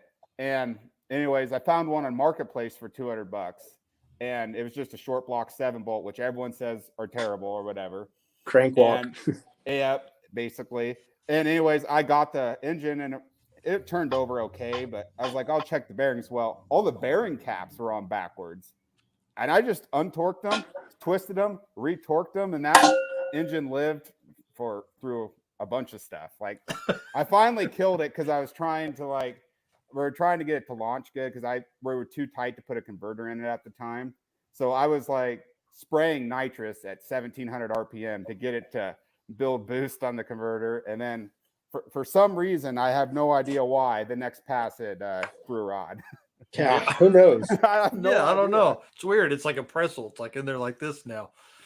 But if I ever get a better situation here in my garage storage, I'll own another DSM. There's nothing like a 4G on 60 pounds. If you're riding a DSM on 60 pounds, that's a lot of fun. It's sketchy, but fun. Yeah. Well, how the hell am I supposed to follow that up with my little S10 Blazer? Is it a Typhoon? No, it's an 85 S10 Blazer, small block Chevrolet, twin turbo, carbureted. The only fancy thing I could say on it is that I am smart enough to run a Haltech VMS to control everything. We're making about 1,100 with it. We were able to get to 561 at 126 last year on single needle and seat. That's awesome. We were draining the bowls dry at the stripe. So over the winter, I did go ahead and upgrade dual needle and seat. We've been fighting the float bowls a little bit.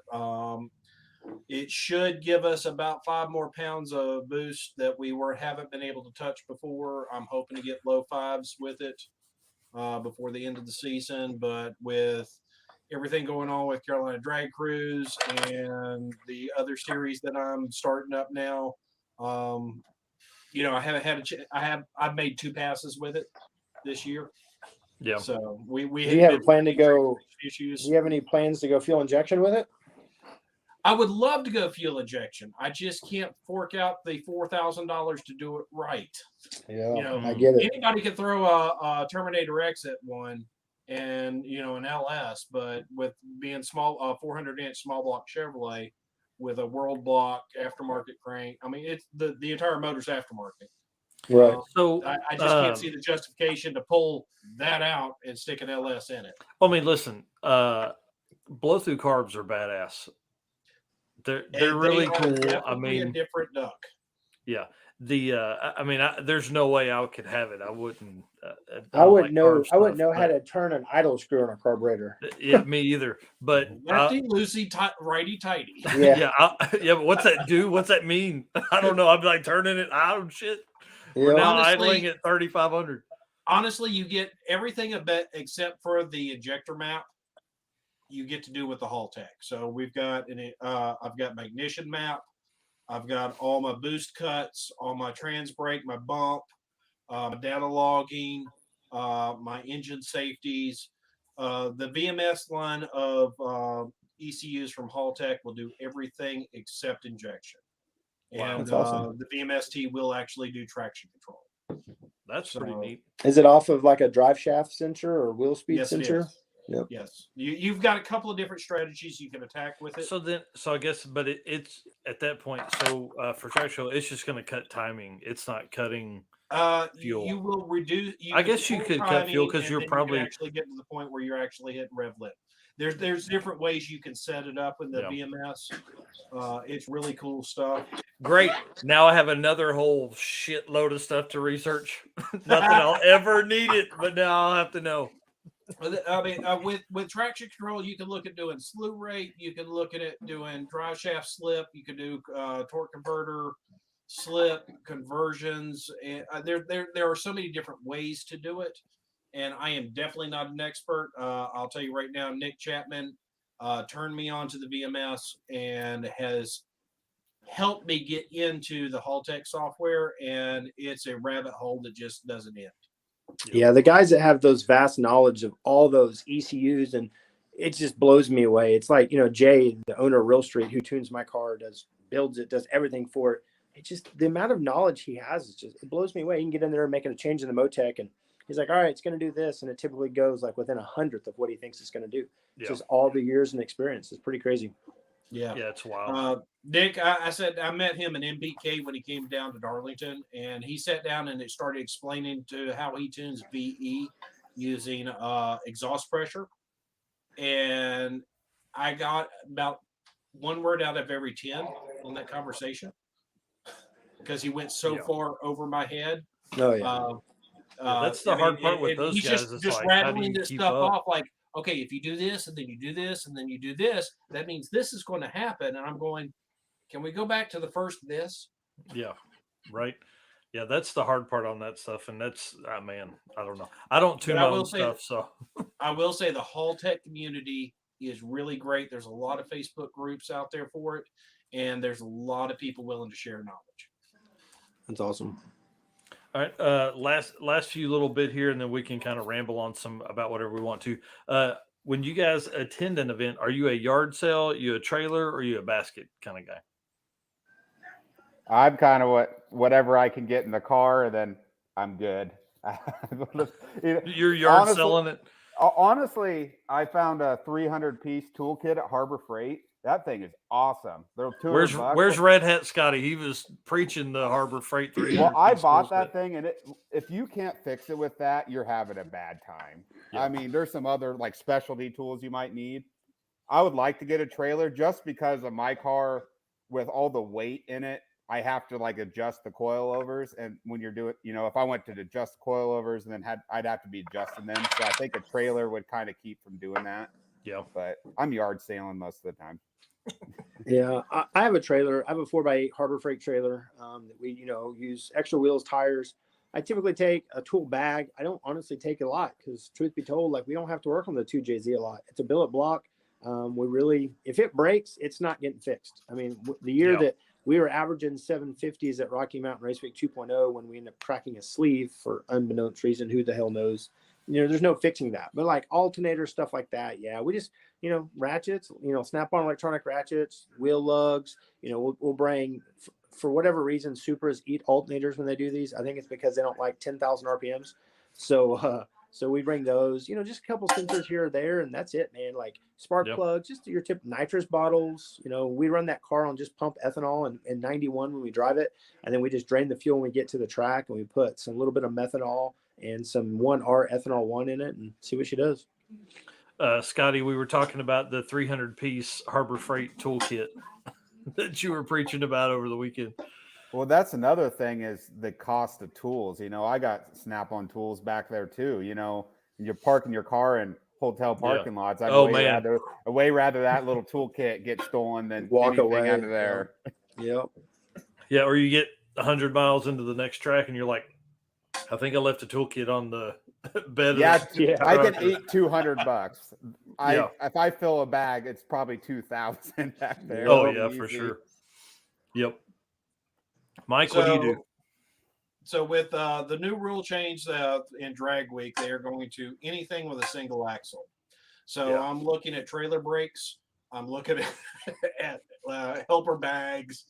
I want to pull everything because, I'm that guy that I have broken everything. I want to be prepared and bring everything. But realistically, it's going to come down to I get down to the last weekend. It's like, all right, this is what I got. Throw it in the trailer and let's go. Yep. Here's my question. After all of these years of drag week having the 4x8 rule, why change it? Why? Like, why go, oh, yeah. Like, who's petitioning for a bigger than 4x8 trailer that is raising enough stink to be like, I need to haul my golf cart. I need to haul all the shit. I need to bring the camper with me. Hey, there's a legit concern. I might need a bigger trailer just for sunscreen. Bro, me and you are now best friends. This baldness, it hurts when it gets sunburned. Whew, I got I'll be honest, I'm event. that guy that wants to have that wants to be the hero. I want to have the cherry picker with me. I want to have the engine stand with me. I want to have a welder with me. No, a generator. And it honestly, I don't think it's my stuff that's going to break, though. Probably it's going to be on my stuff that's going to break. Yeah. But you know, I I'm want out. to be that guy that pulls up to the side of the road. What do you need? I got one in the back. I'm gonna be that guy. I don't want to work that hard. I'll be honest with you. I'm not Like, gonna man, be the you guy that- okay? Yeah, I want to like- get you parts. I enjoy driving these cars and racing events. I don't want to pull a trans or a third member or something crazy. Like, as bad as that sounds, you know, kind of the spirit of drag week. But you know, I've fixed stuff on the side of the road. We've thrashed to do it. Like my first drag week experience, we had a family of raccoons in Wichita, Kansas. We ripped out every fucking trans sensor in my bump and my dump valves. So we're having to MacGyver fix that shit on the side of the road. We slept in the bar ditch for 2 hours till a parts store came open. God, that was the longest night of my life. And you know, looking back on it, it's a great memory. But man, I don't know if I ever want to do that again. Yep. And That's that's the what's question I was going wild. to ask you guys. What do you guys prefer? Do you prefer to drive at day or night? Yeah. I so like And night. depends on the season.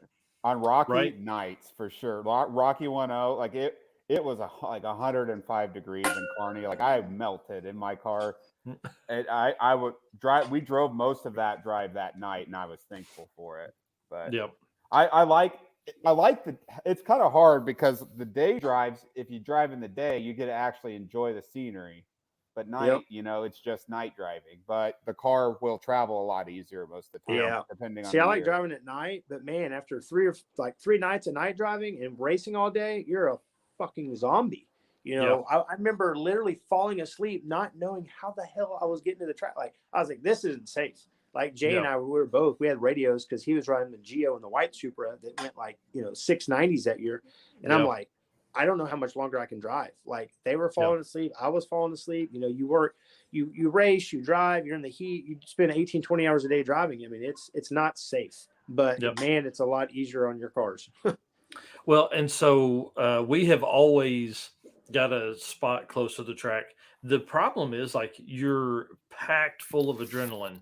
Yep. You leave the track, man, I've made these passes, and you just drive right to the hotel. You're like, okay, Can't now sleep. I got to go to sleep. Now, for me, like I stay up till 3:00 in the morning editing a video, trying to get it out. But this year for 2.0, we're going to drive at night. We're going to, you know, get done at the track and then drive for as far as we can. We'll get a hotel most likely every night, but it'll be 2 or 3 hours into the trip.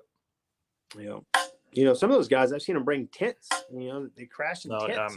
I'm not sleeping in a tent. I'm too old, and I like my back too much, and I want to go 3 days. So it's funny. The night that we hit that family of raccoons, you know, Jay and Gio, they're both from Orlando. They're both city boys. They're not really, you know, country. You know, I'm as country as it comes. I'm barefoot. You know, we have a farm, and we stopped in the middle of wherever that was outside of Wichita. We had time to kill, right? And we're saying there's cornfields everywhere. We're taking a piss on the side of the road. You know, the Milky Way's out. You can see the stars. And there's a rustle in the cornfield. And they swore to God it was a bear. I was like, look, guys, I know you are from Florida, but there ain't no bears in cornfields. It's probably an armadillo, maybe a bobcat. A bobcat. That's like the size of a mountain lion. I was like, no, bobcat, little. They were Like literally shitting their pants because they were so afraid of the wildlife. It was hilarious.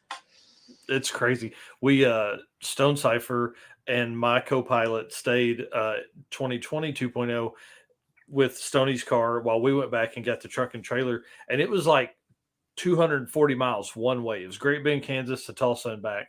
And so we're like, do you guys need anything? They're like, no, we're fine. All they had was like chairs, and then Stoney he carries an air mattress everywhere he goes. So they just jacked the car up and got underneath the car and was sleeping on the air mattress together under the car. And there was something big move around in the ditch around them, and they were a little nervous there for a minute.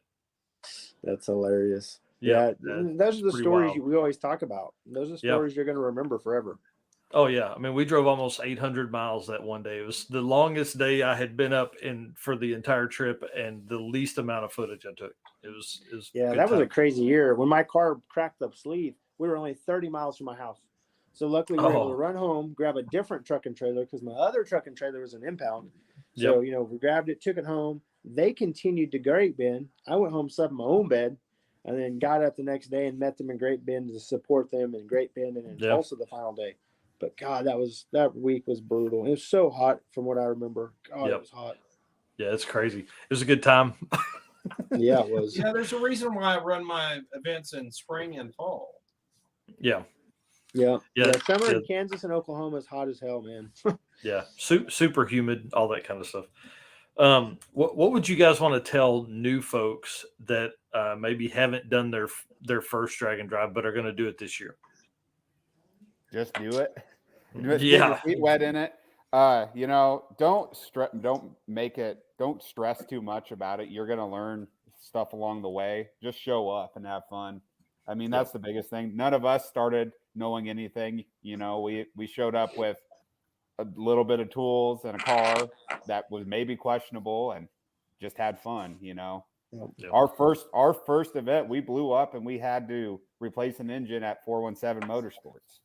So, I mean, you can have even if it's a rough one, it's still fun. Yeah. Yeah. Scotty makes a great point. Water. Drink lots of water. Just buy a case. Keep a cooler, even if there's no more ice in it. At least it's cooler than outside. Yeah. Just make sure you go meet people that you'll never see. You'll Yep. never meet the people that are in Florida or, I have a lot of friends in Indiana now and stuff. You never would have met those people if you didn't just spend time to go talk to them. Go to pits. Walk around in the hotel parking lots at night. That's my most favorite thing, is to just go walk and talk to people while they're servicing or just having a beer or whatever. Yep. Yeah. Yeah. Thing that sticks out in my brain is just make sure your car is safe. You're about to drive this thing 300 miles a day sometimes, middle of nowhere. Check your wheel bearings, check your brakes, check your car. Make sure it's got fluids in it. Drive this thing a little bit before you go try to drive it for 5 days in a row. Make sure your car's safe. Hydrate, like Scotty said, for sure. And live in the moment. Like, I'm a big live in the moment guy. Like, you're never going to be in the exact same place at the exact same time ever again in your life. Enjoy it, eat it up, embrace it.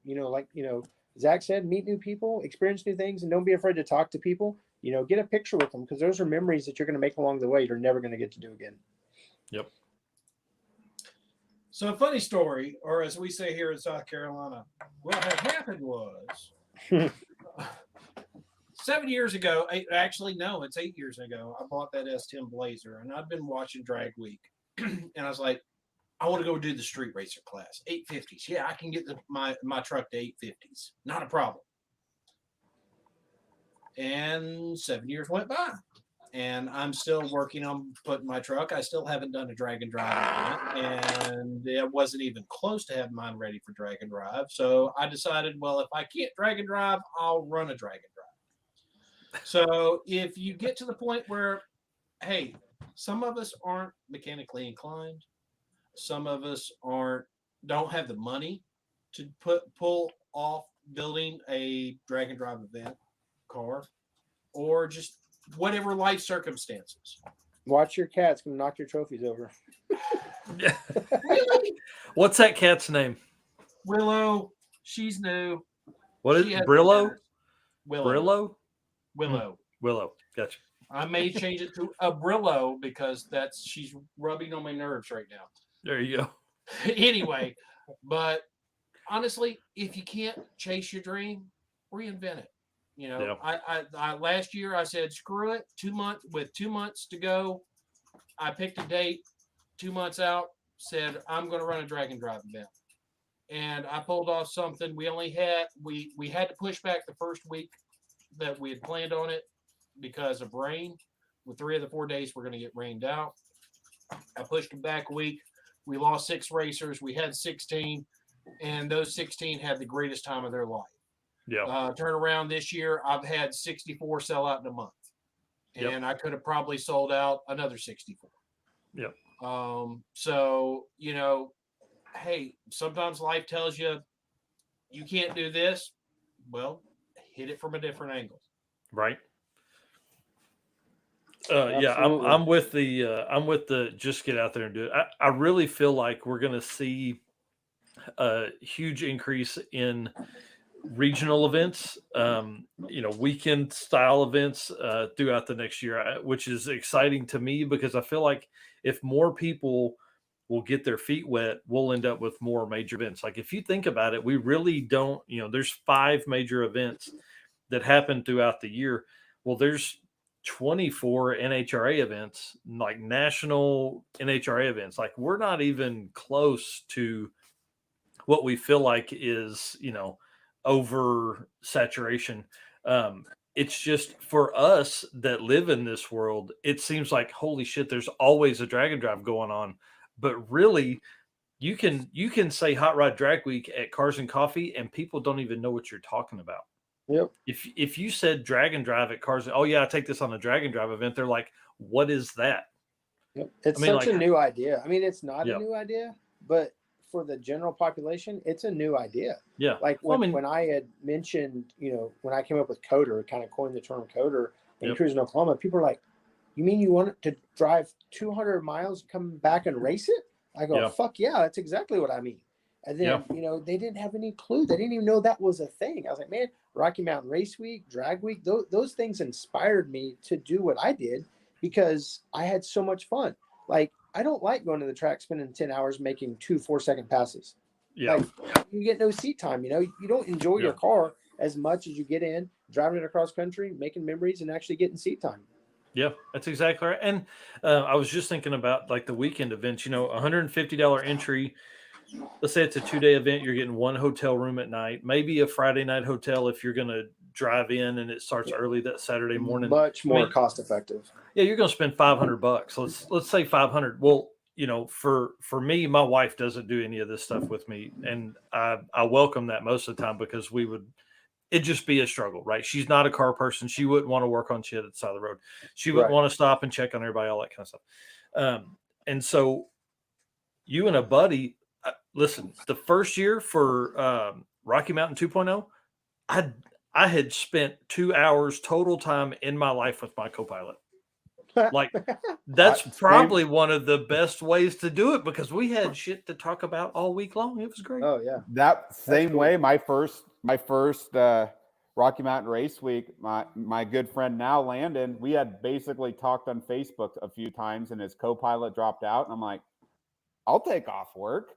And now we talk every day. I mean, it's just crazy, the things. Yep.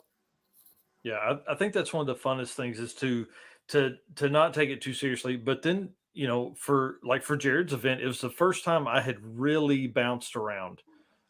For Sick Week, I went and I rode with Justin every day. I didn't ride with anybody else except for a little bit with Jason Schaefer in the chicken coop rat rod, hot rod. But Jared's like I rode with Jared. I rode with Hunter. Yeah, I keep wanting to call him Drew, but Hunter in the side by side, and then Chris Story. I mean, Chris Story and I are now really good friends. We slept in the same hotel room, not the same bed, same hotel room 2 nights in a row. Spent 20 hours a day together. It was a good time. You went sword fighting and everything. Yeah, man. It was like, no, it's my turn to shower. Yeah, it's just a cool community, man. I love it, and I love everything about it, and I think it's inspiring people to do new things with their car instead of just trying to spend X amount of dollars to make X amount of horsepower to run an X time. Yeah. There's a lot more to this than just going fast. Well, yeah, like my neighbor, he hosts a lot of local car events here in Northwest Arkansas and runs a group called Cruis'n Ozarks, and they do every month's Cars and Coffees, 400 or 500 people. It's a huge turnout. And he has a 10-second Dodge Dart, big block Mopar, cool car, big converter. And I'm like, dude, you got to come. Like, just attend my event that's a weekend. He's like, oh, man, I could never take this car on that. It's way too rowdy. I'm like, dude, it runs 1080s. Like, it ain't that rowdy. I mean, look at that Dart that was there this weekend went 9s. Yeah. And it was clean as a whistle, and it's a full Hellcat conversion. Like, how cool was that? Well, even like Aaron Fowler that ran 11s. I mean, that dude's getting ready for 2.0 in that car, and it ran 11. Like this is the craziest part for me for Index. He was 3rd place with 11,008. Yeah. Like, bro, you got your shit dialed. That shit dialed in. Dialed in. I don't know if you saw that picture that was posted. I just fell in love with it when we were driving through Chickasha, Oklahoma. But you had that Countach, that 69 Camaro, the Dodge Dart, the C10 square body, Grand National, and a Nova, and all of those cars are not slow. They all, except for the Countach. Countach is by far the slowest car, but every one of those cars make over 1,000 horsepower. Yeah. That Camaro was super nice. I'm gonna pull that picture up here. I guess that picture. While he's pulling that picture up, talk about close times.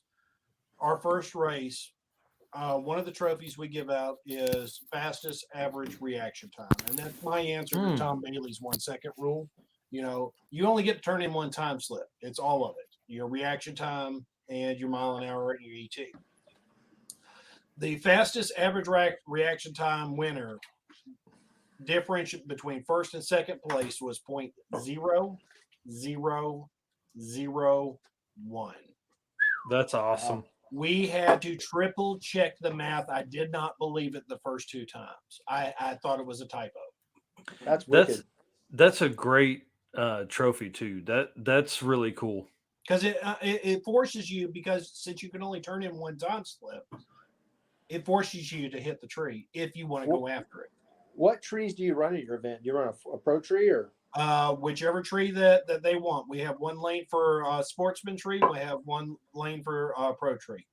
See, I only did a pro tree for the fact that we have a lot of exotic cars and GTRs that race, and those cars have a hard time leaving on a pro tree, but they make a massive amount more horsepower than most of their competition. So it gives the guys that they're racing an opportunity if they can get out on them, because most GTRs cut like horrible lights, like 300. 10. It's just horrible. So they just can't cut a good tree. Yeah, there's that picture. Yeah, dude, that's the coolest shot ever. And what was really cool is like I got a panning shot of that. What you guys don't understand is that behind them is gigantic. It's Grain elevators. huge. It was really cool. They're about 110 feet tall grain elevators. Yeah, and Chickasha was one of those towns that we had 4 police officers help us drive through that town. Yep. To me, that's pretty important when you get an escort, because you get 400 or 500 cars out there, you will clog a town up quick, and your cars will overheat. Yeah, it was a good time. I'm gonna see if I can flip through here and grab some other stuff too. There's UPS man. Yeah, I am. Dude, it's 8:30, bro. Yeah, I love those guys. Out of here. We're about to sell a car, so I got to get out of here. Nice. All right, man. Hey, thank you so much for spending an hour and a half with us. I appreciate it. No problem, guys. Pleasure meeting you guys. Dude. Thank you for having See me. you in October. See you again. Bye. Thanks. Yep. That's cool, man. I appreciate him. Woo! Get him. That's funny. I don't know if you guys talked about it while you're gone. I guess one thing I wanted to bring up is like we've kind of had some people say, well, I gotta, my car's not fast or whatever. Mm-hmm. I love like different things. Like even if it's a 13-second, whatever, if it's getting the bejesus sprayed out of it or just something you never see, I live for that stuff. Like I could look at a swapped minivan or a sprayed minivan that's going 13s, and I watch that way harder than I would some, like a regular Mustang going 850s or something. Well, Mike, you got to do it. You did the feature of it. Go ahead and bring it up since you got the power. Oh, the brat. Yeah, I'll show you. You got to bring up the brat, dude. Yeah. So here's what's cool. Like I love weird shit, but I love enjoying the event more, especially in weird shit. Like, so Chad Bartling here says we were the slowest on the Cruis'n loose. I love slow shit because, like, at the end of the day, that's why I think these events are so great. Is because if that person is consistent, they can possibly win some shit. You know what I mean? And so the funnest classes on the list that I put together are like the 13 and 14 second guys, because y'all, anything above like 10-0 or 11-0 index is literally a fight every time they go to one of these events. And so you start putting like 5 or 6 events together, it's pretty brutal. There's a lot of 11-0 cars in 11-0 index by the end of the year. That's one thing I did with Carolina Drag Cruise, and it was actually by a suggestion of a buddy of mine, was not only do we give the fastest average, but we also give the most consistent average for every class. Yep. So if you're you got this oddball Triumph with turbo LS in it, back, and you've got a inline 8 in it, and it's tubed out because you had to stretch the Triumph to make it fit and all that. It's in unlimited. I'm sorry, there is no class for that. Yeah. At least you have a trophy you could fight for, even though you're going to be 2 seconds, 3 seconds, 5 seconds off the field. Yep. If you can run the number every time, you are in the hunt for a trophy. What I think would be really fun, and it would probably be something like I would do, like as dragandrive.com at another event, would be to like you take everyone's slip from every pass they make, and whoever has the closest average at the end of the week would win. You know what I mean? Like, because I think it would be a lot of fun to see the difference in because some people will make a pass, and they'll blow the tires off, and they'll let out, and they'll just cruise 23-second pass. But like, you take all those slips, all, like, say they made 20 passes during the week or 15 passes during the week, and you grab all that and you do the math across the entire field of passes, and do something fun and goofy with it. We did something a little different. We didn't tell anybody we were doing it, but out of all the slips that were turned in, the person with the fastest reaction time got their money back. So like, we Nice. just looked through, like, didn't tell them, and then whoever had the fastest one, we just gave their money back. So that was kind of cool. A guy Yep. that didn't win anything at least won that, and he was happy with it. So Yeah. diesel Yeah, truck. So Oh, wow, a diesel yeah, truck cut the yeah, best light. we had two Cummins trucks. That was kind of cool to see diesels Yeah. on it. Yeah, that's pretty neat. I think My- that's something you'll see with a lot of these weekend type events too, is those diesel guys, because they're so hard on everything. Is Yes. it me, or did the diesel performance world blow up? And like, you see in like all sorts Hey. of 4-second trucks now. Like, I'm Yeah, like, listen, you tell somebody they can't do some shit, and it's on. I get that those trucks are expensive and fast, but man, like, Oh. all sorts of 4-second passes now. Mm-hmm. Thanks, Danny Talking Diesel. about cool stories. We had the guy who won Limited Street most consistent had a Hellcat that got hit 6 weeks before the event, and it was supposed to be out of the shop the week of. And this kid, he's like, I'm going to get in, I'm going to do this, I want to run, really excited. And he's 20 years old, and turns out they didn't have the parts. They could not get the parts Dang. in. So he grabbed his mom's minivan, Dodge minivan, and wins most consistent in Limited Street. That's cool, man. That's cool. Now, I'm not necessarily saying I promote the boring, just be there group, but if it's a small event, they got to show up, because he'll want to come out next time and really shine. Exactly. And he contacts me regularly now and Yep. asking me questions about, because he finally did get it out of the shop. He's now trying to do some upgrades. He's got a drag Yeah. pack for it now, and he's looking at doing spray. So Well, and I think that's what's going to be fun about these lists in 2 or 3 years, because like right now, I'm just gathering all the data I can. But what are we going to see in 2 or 3 years? Like, we'll see, like, his passes will be on there, and we'll see that he went, 1340s in the 8th or whatever in his mom's minivan, and then we'll see his pass progressively get faster and stuff like that. It'll be a lot of fun. next thing you know, he's going to be doing 670s. Yeah. Those Dodge minivans are a lot of fun. We did at our local track, we had something called a minivan mayhem, and basically I found a minivan that had hit a deer and gutted it and put a nitrous kit on it. And basically, so I took the windshield washer pump and plumbed it into the intake, and then and I had dry nitrous stuff. So I held the windshield washer tank while I was racing it, and the nitrous at the same time, because I filled the tank with C16. Thing went at 1440. Come on. It went at 98 mile an hour. It would have went Nice. 13s with tires. It was like 460 foot. It would spin for a hilarious amount of time. Like, I almost brought it on Rocky. Like, I almost kept it just to bring it on Rocky, just for something But different. see, like think about that. Like, how much fun is that? Because, dude, it's like a gutted minivan. It's not just some mini. You know what I mean? I'm in. Because Bring it up. It had the deer hit, and it destroyed the airbox and the headlight. So I just used my pickup to pull out the hole enough, and then stuffed a traffic cone into the throttle body, which was out the front of the hood. Like, I had a blast with it. Yeah. But Yeah, things like that, people can grab something like that and have. Yeah. Well, Zach, are you telling me you're channeling your inner Freiberger? basically. Yeah. I wish, I would honestly would love to eventually have a class like that at something, like, you had to buy it for less than $2,000 or Yeah. $1,000 just to Yeah. promote. Because I live for like the cheap things, just the cheap vehicles getting beat up. I love that Yep. stuff. Yeah. Well, and again, it's about making the trip. You know what I mean? Well, look at what did Motion Raceworks call that car? Wally. Yeah. The Crown Vic. You know what I mean? They were, or Grand Marquis, whatever it was.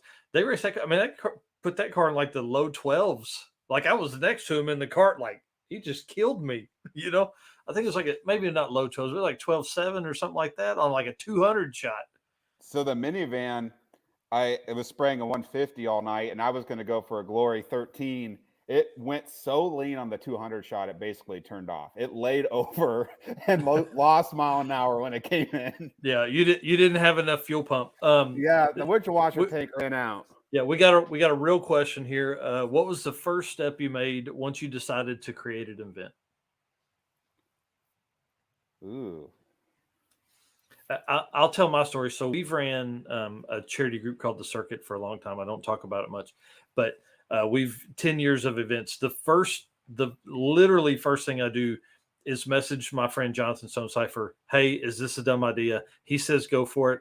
I literally make an event on Facebook that second. And then I go and invite all of my friends to it. That's the first thing you do, no matter what, because you can figure shit out later with a group. The three guys me and the other two, when we put it on, basically we met for pizza to talk it over. I guess we said, should we do this? Let's go get pizza. And then that's kind of how it started. We made a name, made the kind of the event, just had a talk over some pizza and beers, and voila. Yeah. Red Hat Scotty's saying he's gonna build a 12-second car for $1,200 coming real soon. Here's the deal. Kearney, Nebraska isn't that far from me. So when you guys do it again, please let me know. I'll grab Scotty as we come through and we'll do all that kind of stuff. I don't know. Does Scotty want the minivan smoke? We might have to get something going here, bro. I mean, his plan with the $1,200 car is to basically let people make passes who can make the best pass within the group that's going and all that kind of fun stuff. So it'll be a good time. I've always wanted to do that. Get like a stick shift Miata or Focus or something, and just say whoever makes the best pass, $500 or something like that at the end of the week or whatever. Well, and I think what would be fun, as a group of folks, in Northwest Arkansas, we have Mocan Dragway, which is in Joplin, which is what we call our home track. They've taken care of us for 10 years. And then Ozark Raceway or whatever is in Springfield. It's like 2 hours. Or you can go the other way and go like 2.5 hours to go to Tulsa. I mean, dude, you could almost make like a 3-leg drag and drive. Everybody throw $300 into a pot and like you buy a car. Listen, $1,000 buys quite a bit of car if you're really resourceful. Well, there's so many good crap cars for that, like Grand Prix GTPs. There's. But I'm going to go out in left field on this one. A 1970s era 454 motorhome. Yeah, but that thing's not going to be fast. Oh, okay. Take the motorhome off of the chassis, do it Freiburger style, chop it, bring it back together, get your 117, 118 inch wheelbase, and then that could be fun. Cage enough around it to be safe. Yeah, I think I'm with Zach. I think I want to tear up a GTP. like $1,000 or $1,200 car like that, and literally you and 4 friends, you all load up in it, you throw tools in the trunk, and you drive track to track. I mean, you could probably do that. We had me and Ryan Wing with Streetcar Chronicles. They're building a new Buc-ee's in Springfield, Missouri. It so happens to be 408 miles to the Buc-ee's in Melissa, Texas, I think. So we were going to do the Buc-ee's 400, which is 4 dudes, $400 car, and 400 miles. Nice. You got to go Buc-ee's to Buc-ee's. You know what I mean? Like just dumb, cheap shit like that, I think would be so much fun. Honestly, the cheap cars are what I've had the most fun in. I was giggling like a little girl with that minivan every time I sprayed it, and it'd annihilate the tires and start crab walking all over the track. Yep. Yep. Yeah. Everybody should own a car they don't care about at some point in their life. And then I guess Redhead Scotty, you'll be the first to know. I'll make sure that you know. Yeah. If he's not in the Cruise and Lose group, I'm going to add him right now. Sounds good. Uh, So we 'cause got so that was the name of our. People ask what our name, why we started that name, or Mhm. whatever. We have a group called Central Nebraska Rejects, which is basically a group that you don't want your children on, based of people just talking crap to each other constantly. Like, it's just talking. That's why the group was made, is for people to call each other out and then talk crap to each other. So that's why it was with Cruise and Lose. We just we have to get it to where it's just a little bit just weird, I guess. Yeah. Hey, I dig it, dude. I love the name. I think it's awesome. I'm going to let you guys talk amongst yourselves. These two margaritas here that I blame solely on Cayman Jack margaritas are Robert Williams, David Williams' dad, posts them all the time. They are delicious, but it makes me have to pee. So I'll be right back. Yeah, I already had to take my rest stop on that one. So, you guys were asked, what was the one he was asking about? What's the first thing that we did whenever we decided to actually pull off the event? Honest to God, everybody's going to laugh at this, but I run my entire event on Facebook. The first event that I did it, I'd been thinking about it for a couple of years. I already figured out a circuit that I could do off the back of testing tunes, and talked to a couple of people just about the idea, just as a sounding board, and said, yeah, this is feasible. And then, 7-year mark, it popped up on my Facebook where I'd bought my S10 Blazer. And I was like, son of a gun. I've been here for 7 years and still haven't done a drag and drive event. I'm not even close to being ready for a drag and drive event. So screw it. Let's do one. Talk to the track owners over the course of a week. That's the first thing you should do. Talk to the track owners. If you're going to use their track for an event, talk to them. Fortunately, here the track owners were very amiable. You're going to bring more cars into my track during my test and tune session. Sure, please. So talk to your track owners. If you surprise your track owners, you're going to have some very unhappy track owners. Yeah, and go ahead, Steph. I was gonna say our track owners are pretty awesome here too. Basically, same deal. Like, well, that's awesome. Like, thanks for telling us. That's awesome that you're bringing cars. They really were excited about it. I wish the weather was better, but man, they're really good about Yeah. And I think most track owners, if you're just start out small and you're Mhm. bombarding a test and tune night, I mean, more cars they're gonna be Exactly happy. what you just said. Starting off small, grow it organically. I started my first one with 16. This one is 64. My next one, I'm going to try to pull off 200 cars. By growing that way, you learn. If you make a mistake with 16 cars, it's not nearly as disastrous as if you can do it with 200 cars. So pull off the small event. Learn. Start in the weeds. Grow that event from small events, organic events, and you pull those lessons going into the next one. So I learned a lot of my first event that I'm taking into this event in 2 weeks. I'm excited about your event. My plan is to go live every morning with updates. And that's the other thing I learned from my event, or another thing. There's a lot of things I learned from my event. Yeah. The guys want to know where their standings are. Yeah. Google Sheets, man. Google Sheets, it's free. All you have to do is have a Google account. You can set up a Google Drive for free. You can have 200 megs for free. You can go in there and tell that Google Sheet that it's read only, and then share the link out. Everybody can see where you're at just by sharing that link out. Well, and the cool thing for folks like now, there's nobody else but me that's doing this right now, but there will be in the future. Guys like me, I don't have to come to you every day to go, No. hey, what kind of, can I get the pass list? Can I do things like that? So, yeah, I mean, it's a link you share out there. If anybody wants to know how to do it or needs a template on how to start out with it, contact me. Let me know. I'll be more than happy to show you what I did, because maybe you'll find a way to do it better and share it with me. Yep. The only thing, looking deeper at your sheet, the only thing that will be hard for folks like me that are picking it for the data will be just the simple grab and move. But I mean, that's on me. You know what I mean? Yeah. Danny, so my plan is to do, so 7:45 to 8 a.m. works great for the daily dose of drag and drive every morning. Just because I drop the kids off, I'm back home by 7:35. I run through the house, grab the computer, come out to the podcast room, and I can be on for 10 or 15 minutes, shut it down, unplug everything, and drive to work. So 7:45 will be my plan for any event that I'm not attending. I'll be 7:45 the morning after, going over, people's fastest passes the day before, things like that. It'll be, your event will be the first one I'll be able to do that with. Awesome. Yep. Awesome.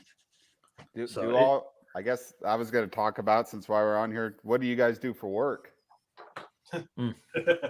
Mike, you want to start? Sure, I'll go with that one. I've been doing IT desktop support for 30 years. Oh, You man. got a CCNA, a CCNA, and a CCNP. Oh, hell no. Oh, hell no. You don't got 30 any of years that? experience. Yes. Computers do not care what letters you have behind your name. You can fix them or you can't. Kind of like a car. That's awesome. That's what I do. I'm not quite in the IT side of things yet. I've been slowly getting into like IP engineering, but basically I install equipment in our CO offices. I splice fiber, I plow cable, all sorts of little things, but communications guy. Oh, yeah. Wow, that's pretty cool. Hey, Zach, when was the last time you had a fiber ask you for your credentials?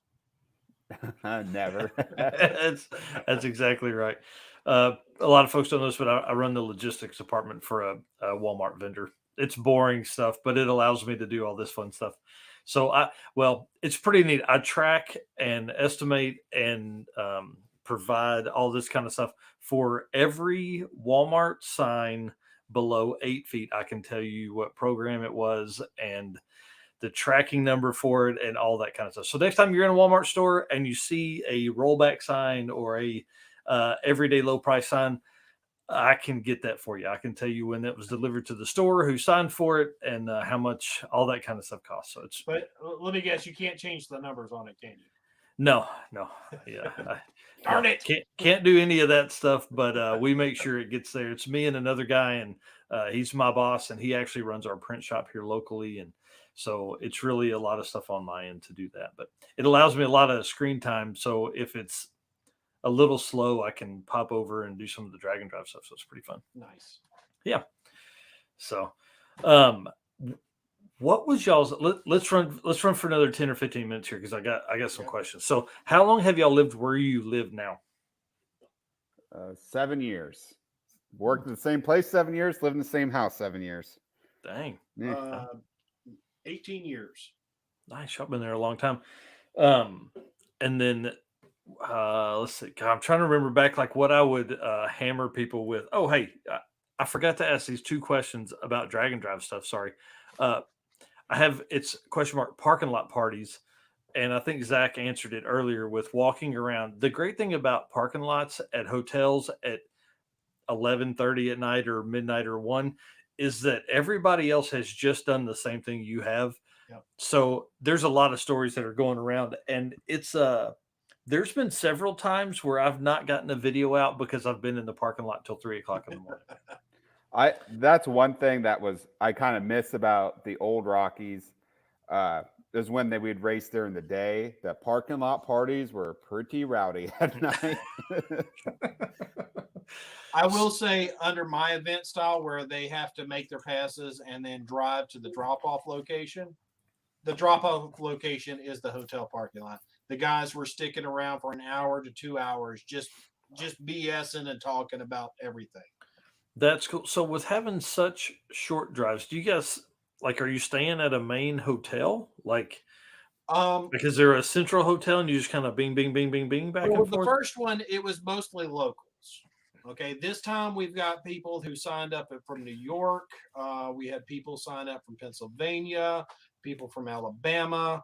So Nice. What I did was I tried to find one local spot that had some decent hotels, because every town's got the hotels that You can rent by the hour.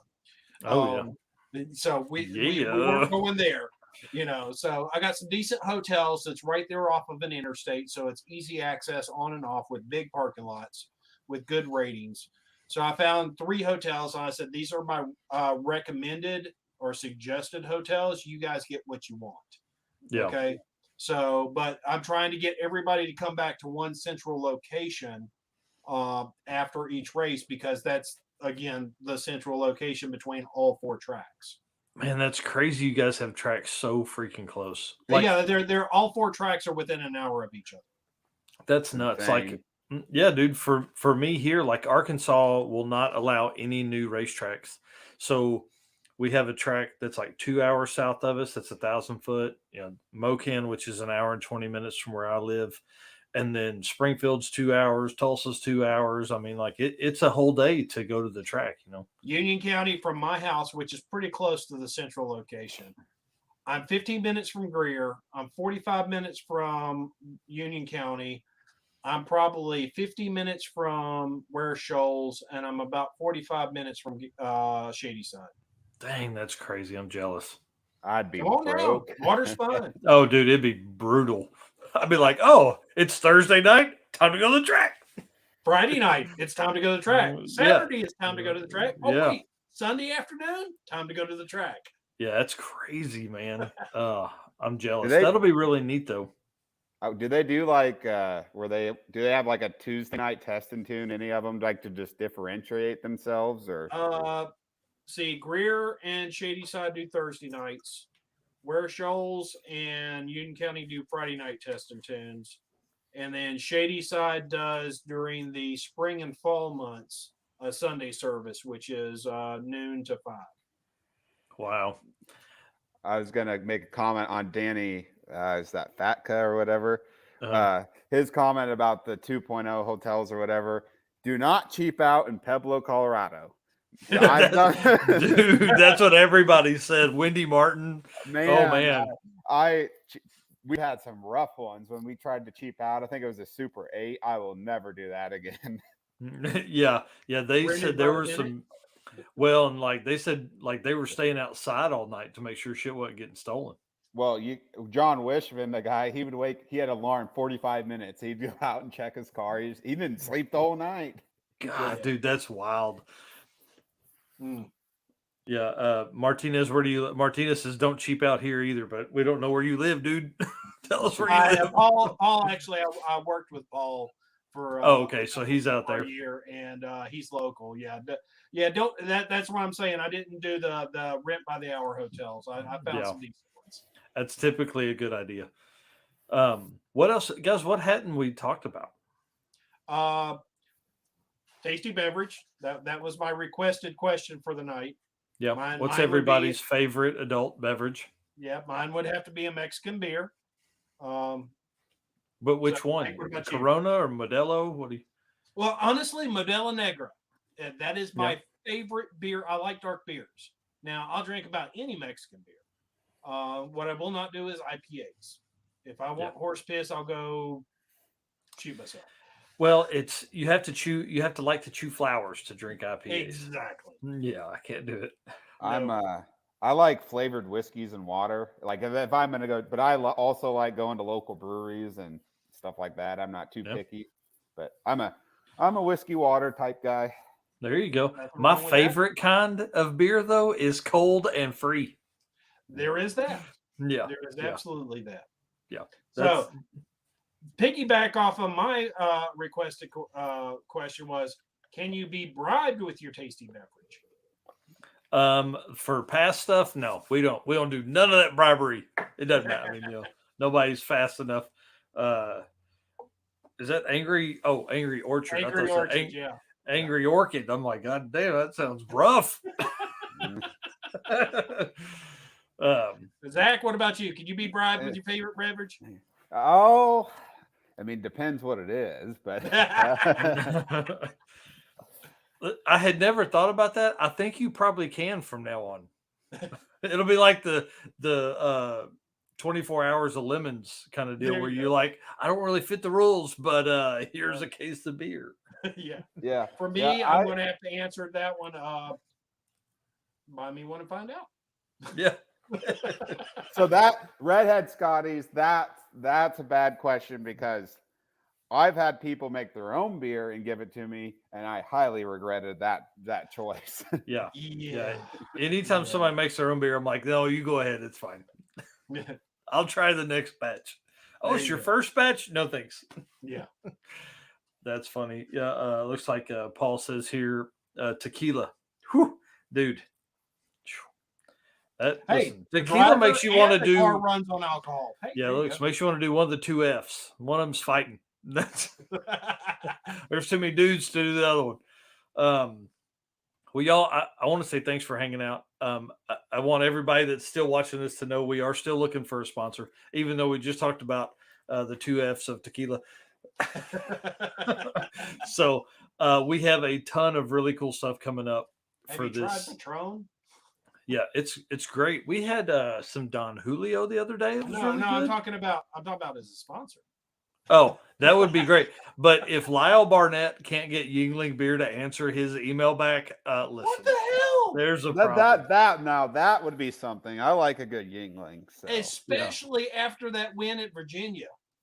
Dude. Did you see the celebration party? Oh yeah, the Stone Cold Stunner right there on top, Yep. right there in front of everybody. Stone Cold up in the well, don't do that, Michael. Yep. But right there in front of everybody. That was Yeah. just classic. Yeah, I mean it was great. And now I don't know if it's an act, if it's a game, maybe he's playing, but I would think that Yingling at this point has to try and be like at least thinking about that dude. at least Well, I send mean, him a look at t-shirt.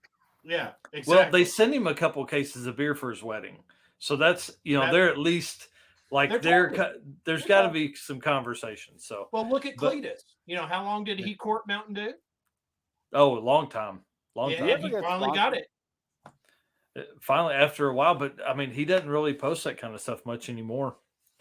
Like he was doing early on. I say early on, he was probably 3 years into his channel, but I think it's because of diabetes. oh well, hey, he's young. They don't care. Oh, I guess that's one thing. Do you guys have any companies that's helped you out that you want to give a shout out while we're on here? Thank you, Zach. Yes, I have several companies. One, Devin Vanderhoof's HCR Innovations. He was actually our first sponsor that came on board for our first event. Pro Nitrous. Eric Tyler does all kinds of custom nitrous solutions for people, plumbing foggers, building circuits for plug-ins into modern vehicles, just all kinds of cool nitrous stuff. Obviously, I've had one too many quotes. Gerald Dyer Racing Engines has. I run his engine. I won't use anybody else. I call him the mad scientist of engine builders because he looks like Doc Brown out of Back to the Future. Nice. And then Scrap Iron Metalworks. Friend of mine, he actually helped me build my motor. Started his company. I like the thought of Scrap Iron Motorworks.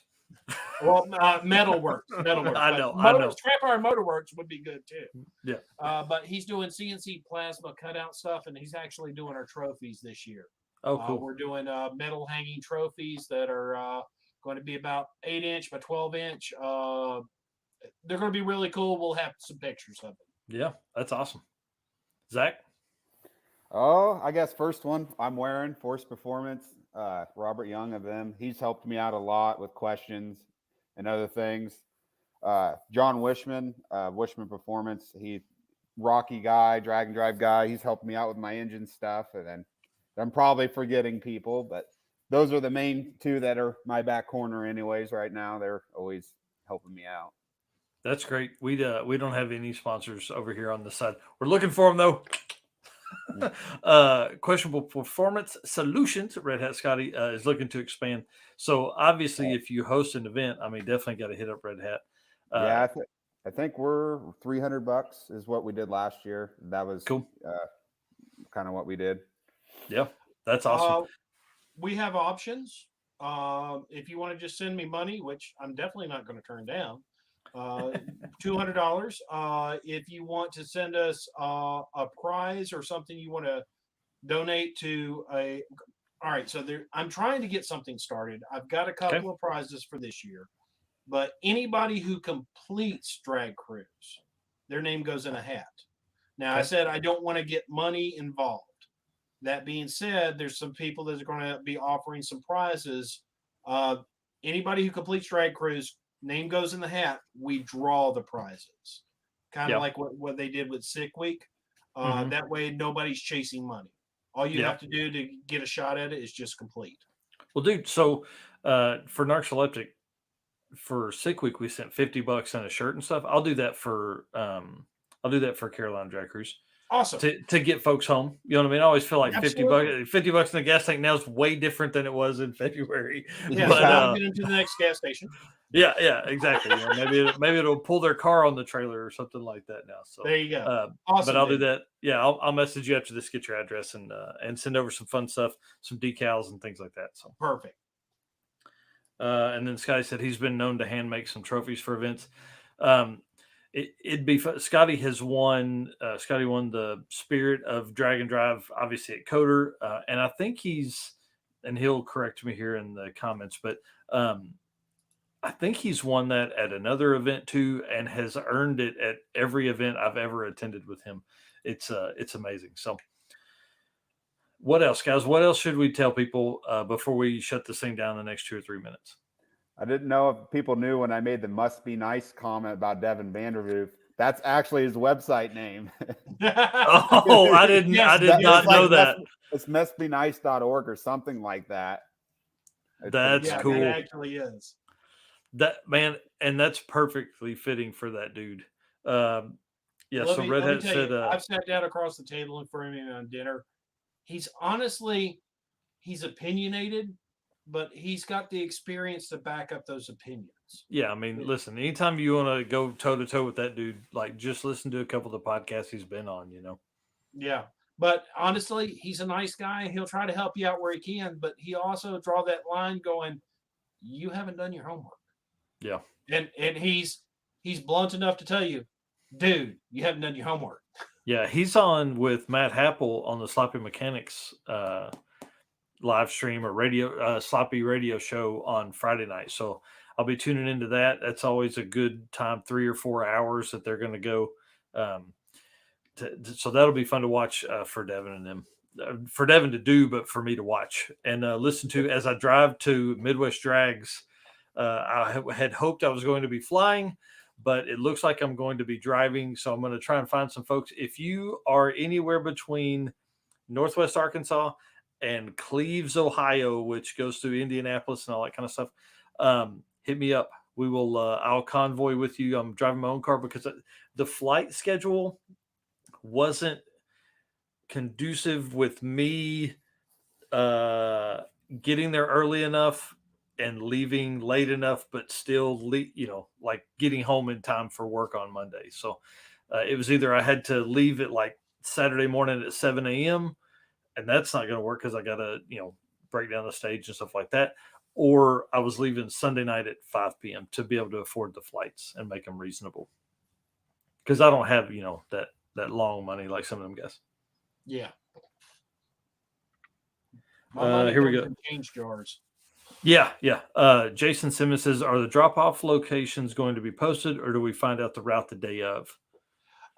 Jason, excellent questions. I have one last place to talk to before I can do the write-up and post up the drop-off locations. So expect that tomorrow or Saturday.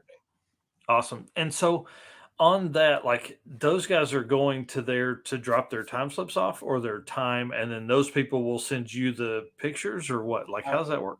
So here's what happens. Sorry, should have asked that earlier. No, it's a good question. Now we go for another 45 minutes.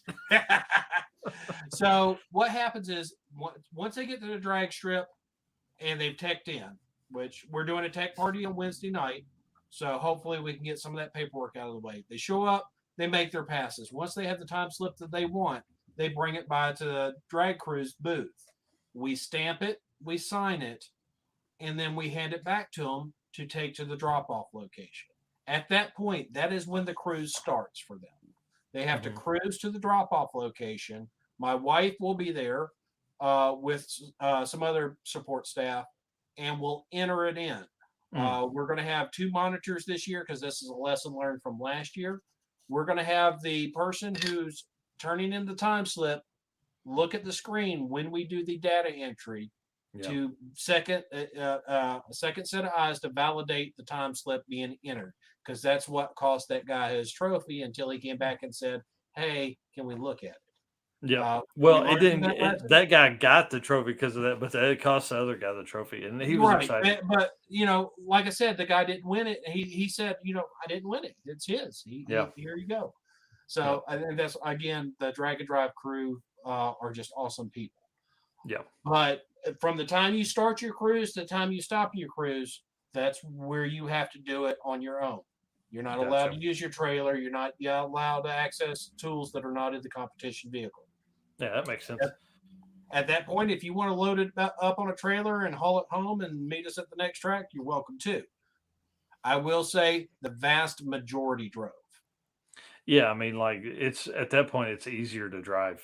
Yeah, and honestly, that's the reason why this will be the last in that format. Yeah. And from now on, we will be doing full-blown drag and drives. Yeah. I tried to do something as a starter to get people's feet wet. It was a little bit too much of a training wheel. Yeah, I'm with you. And you might as well bring out the big boys. Chris Salkeld is talking about start a patreon.com. I'd think about that for sure. Gonna need a few more followers, I think, on Facebook and Instagram before I really dig in. I'd like to have more than 1,000 on both of those to talk about Patreon. It would make it much easier to attend the events, because right now it is literally out of the Michael Nark's car parts fund that all the money for travel comes from. So I would like to have some assistance on that. It would be nice to. Your car would like to have some assistance on that too. Yeah, shit, man. I got to buy a drive shaft for the old truck. But I think it would be good for a business too to help grow their social media presence and all that kind of stuff for us to sponsor up with somebody. Yes, Paul Martinez asking here, racers can help racers. Yes, for sure. Absolutely, Paul. Yep. All right, cool. Well, y'all, 2 hours and 20 minutes. I feel like that blew by. The cool thing now is that I have friends in other parts of the country too, so that's a plus. Absolutely. That's drag and drive life right there. And 2023, I expect both of you to be at the spring event. Yeah, I mean, the thing is, where you're located, flights are actually pretty cheap to a relatively close airport. You can fly into Charlotte or Atlanta. They're both internationals. Even Greenville-Spartanburg's an international because of BMW. Yep. So it would definitely make sense to be able to do that. And then Kearney's, I think Kearney's like 7 hours from me or something like that. But I mean, I'll literally drive to Kansas City to meet Red Hat Scotty, jump in with them, and we'll come Red to Hat see you Scotty guys. lives in Kansas City. I go to there quite often because that's where my fiance's dad is. So. Oh, nice. Yeah. Yep. So they're I can't remember if they're north or south of the city, but yeah, definitely do that. We're bringing drag and drive families together all over the country right here. So any last words you guys want to say before we get out of here? The only thing I want to say is, if you haven't hopped on the Carolina Drag Cruise Facebook page, please do. If you're interested in making this year's event, I won't say there's some slots that's been hidden. I can't say that there's been slots hidden, but if you got on the waiting list, you probably have a good shot at getting in. Nice. Wink, wink. Nudge, nudge. Right. Say no more. Right. Say no more. That's right. All right. Well, I'm going to put you guys in the back screen, do the little quick outro, and then we'll talk for just a second, and then I got to go inside. So thank y'all for hanging. All right, guys. Thank you so much for hanging out. Obviously, 2.5 hours is awesome. It's funny when I'm not doing the live and the long format live feeds, I really miss them. It's a lot of fun to jump on here. I'm working on a format to where we would rotate through and do more kind of rapid fire stuff with some guests and things like that. So lots of stuff coming. I will tell you that much. But I'm going to end it right now and talk to these guys in the back. And then, we'll see you next time, Sunday morning. Daily Dose of Drag and Drive, 7:45 a.m. If I wake up that early. Be watching for the live stream. If you haven't subscribed to the YouTube or Facebook channel yet, please do that so you can get notifications, get notified whenever I go live and see all that kind of stuff. We post all the time everywhere. Probably post to Instagram more than I do to anywhere else. So if you don't follow us on Instagram, you definitely need to do that. Drag-in-drive on Instagram. So, all right. Thanks, guys. Bye.